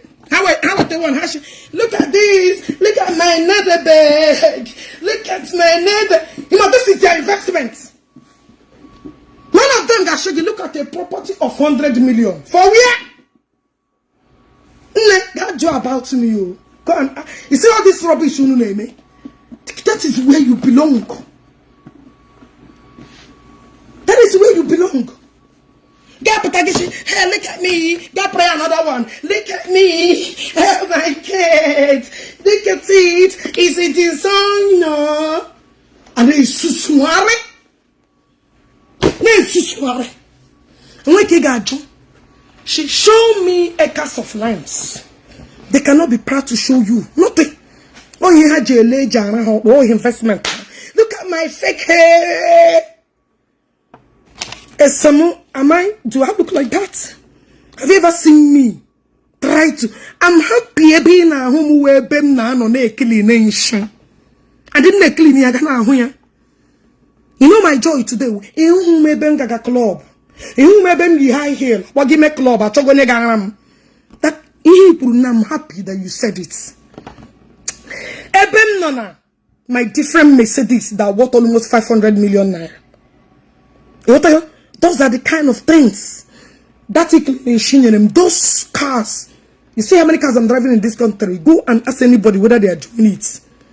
I can never be hopeless like you and your husband.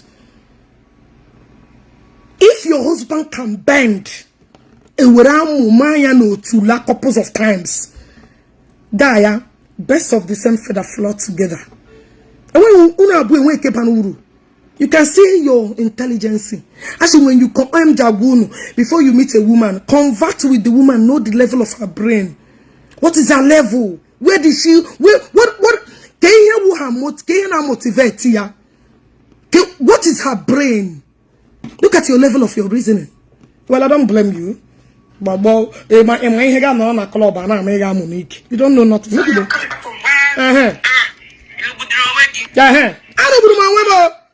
At least I have women. And I'll continue to another turn. At least I have women on my wedding. I have women. Yes, I have women. I need 16 and I know wine. At least I have women like you. Do that is a cheap prostitute ever and a pick your fellow wives in a church everywhere. And no pick you na club. In a channel. Look at how you're nakeding yourself in TikTok. Because it's going to say, inbox me, do me like, give us some God joke again. Look at you. Akona. We but a responsible woman of mine. I am here. We are not useless. And not Jpac again. Yes. By next year, I'm resuming my business. Eh? Okay? I've always been in business before. You don't be no business. Always go out to Tarunu now. At least get along down, get a regard, get a water. Get a reggae, because a shower cannot change. No matter any business you put a shower. And when who business? Oh, and I was your business. You always been in business. Okay, keep on him now when you can bish. You go out to Tarunu na wedding now. I will have business, you resume business. Kemba, we never see business. Nah. People come gather to help you and your useless bend down collect your husband. You work a business now. You continue hedging manage. Chineka bogono. Continue your normal work. No stop, oh. Because in make a gonna make a look at the idiot in with 3 madon. I saw. I can listen because no, I gotta look for work. I no power pack your Ashawo, negi apuru make you never a good wife. You can never pretend long. Abramuna. Ashawo negi nagi surugi. So give a prostitute they pick in a club. Ashawo negi nagi that did not train you that I got water before somebody notice you. Negi nagi that gave back to a prostitute like you. It will curse.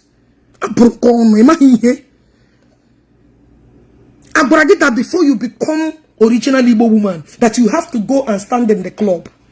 Amuni nekwe gono. Eh? Amuni nekwe gono. As a Jpac in a maple on the gay post, you did not question because they won't put out no gay. Then you Jpac is sharp up a man. Every of Jpac girlfriend did the same complaint. Gahuya briozubo. Ma briozubo because man nashi. Ejioni shi sotarano po. Ejioni shi sotarano po. That don't put good lilu. Emana she give me say this one. That's the end of you. That's the end of you. Excuse me, nele Jpac na ba 4 years or 8 months pregnant. Na ba kegi ha or riba no jano when if I may ask. Nele gina. Nele this Jpac. Ba na boji no na. Are ebe nu she made this thing. Also could amamu ke mamu chingom no ni ma for call China. Amamu chingom ngom para ni ma for. Yeah, because on Nigeria egu free food japo Jpac eh onyama chingom na yeah the papa for ya the papa ke gi this is single lady we be him. You need to start working on yourself because you need a lot of rebuild. You need to rebuild yourself everywhere joy everywhere potompo ya ro pa she we make it. Yeah, we are ordinary afo. That is a problem. Yeah, we we make it. Cause yeah, nane we nane afo. Now, well, I'm a plan with different spam way jabia. Why won't you call? Why won't it be SS? About this different spam on I got baba. For the baba chana na fat. For that baba na mini. For that baba, they all circulate there. Also, so women are talking. You are talking. So you never follow me. Thank God they watch me wear the cleaners. I know they club. I know they go look for ammo like you. Now butter na club. Now I get me pente madam. Then go know you too well. Know your husband. So as I was saying, don't tell me go and look for work. I do my MS 9 to 5. I look from 9 to 5. Hey! And I know what it feels like. Oh, you didn't MS 9 to 5. Magba as soon as they pack up no last year, Ganano. That's no job. Ganano. I did not deceive for Jpac. Okay, she will never lie you. The truth will always set you free. In MS 9 to 5.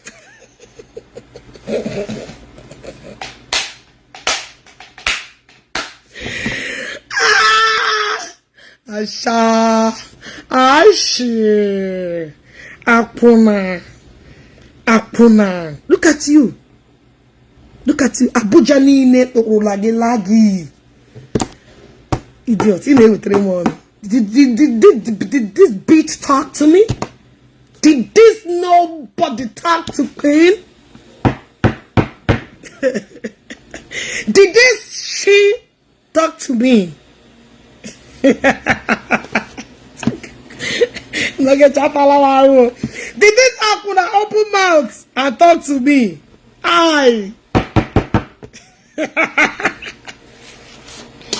Liela, but the gala lanka. The gala lanka. I can learn again. Look at you. Everywhere, a shower.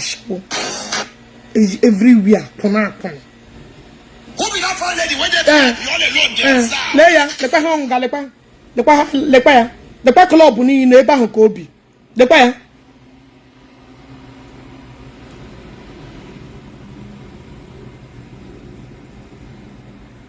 The Paya. Bangbaron, no, it's I'm not passing. I know they lie. The Paya. Ojangwan, what? Ngole hunu ya nga pomo apuna no oja anwa akpabo lekwa ya apuna lekwa ya otule ye cho ya na agba pant ya na eji lekwa ebe okpo shisha life of a prostitute, life of a apuna ke yi genitere no wa life of a shawo. Look at you, all corners, look at you. Everywhere, everywhere, auto collect canagi lepage,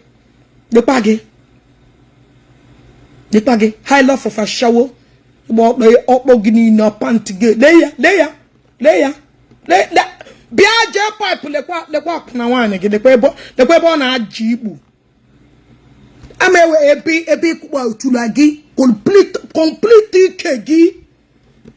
Carry go dem. This one they got him myself. Every walk over Otulaga nation. Well, I am not surprised that Jesus. Anyway, Cambia get digging a get diggy in your sotorono. Beg get diggy in your sotorono. Dala.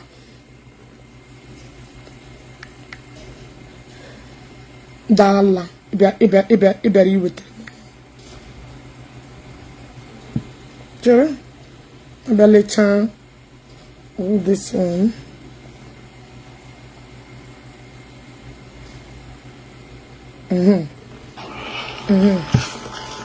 Oh, get it there.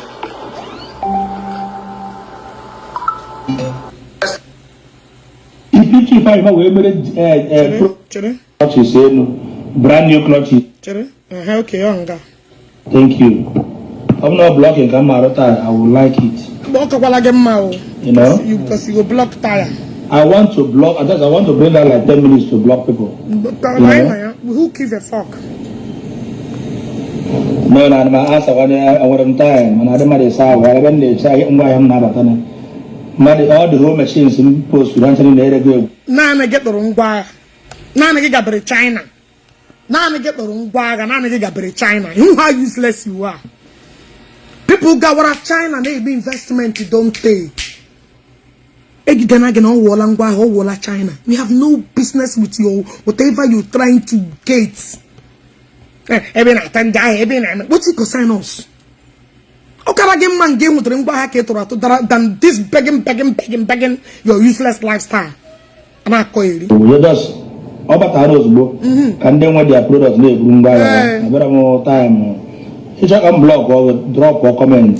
You get what time? Or just know that you don't. Me and you is going to hospital. You get what time? Your comment not feed me. When you name okay. The comment to the bad, the comment to the good is not feeding me. Allow them now. Jpac clear the air, which air? And they clear Bahamo, which air can they clear? Okay.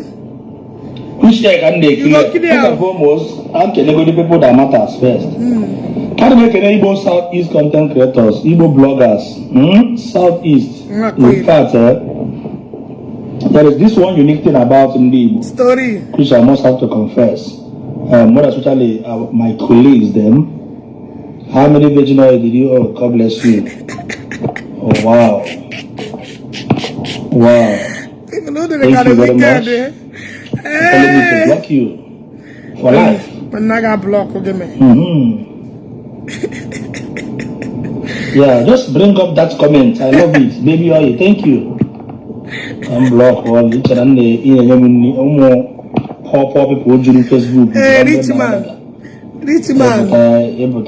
One equal. Whenever they believe, you get out of the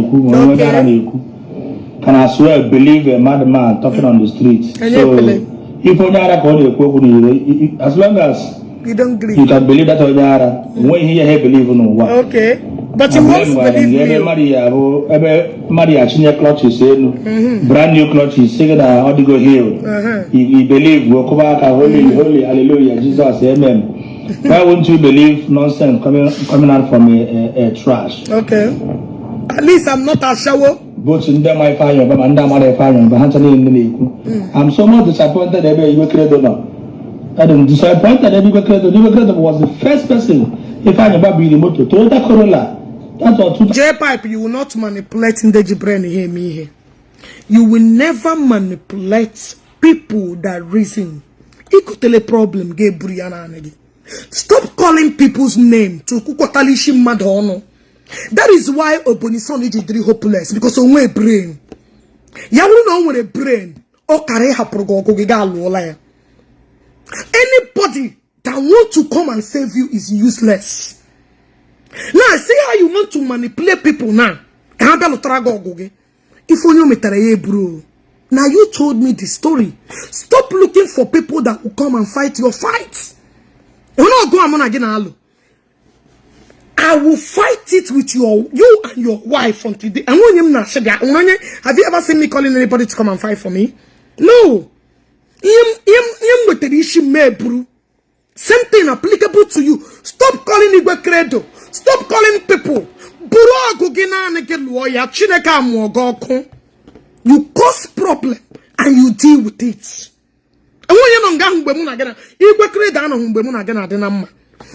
Anybody else when you were busy telling me stuff, you did not remember to add Igbo credo on the phone. You did not remember to add other people on the phone. You told me what you told me. So what are you saying? So leave matter and fight you. All these people now say, Ogechi, you said this, and okay.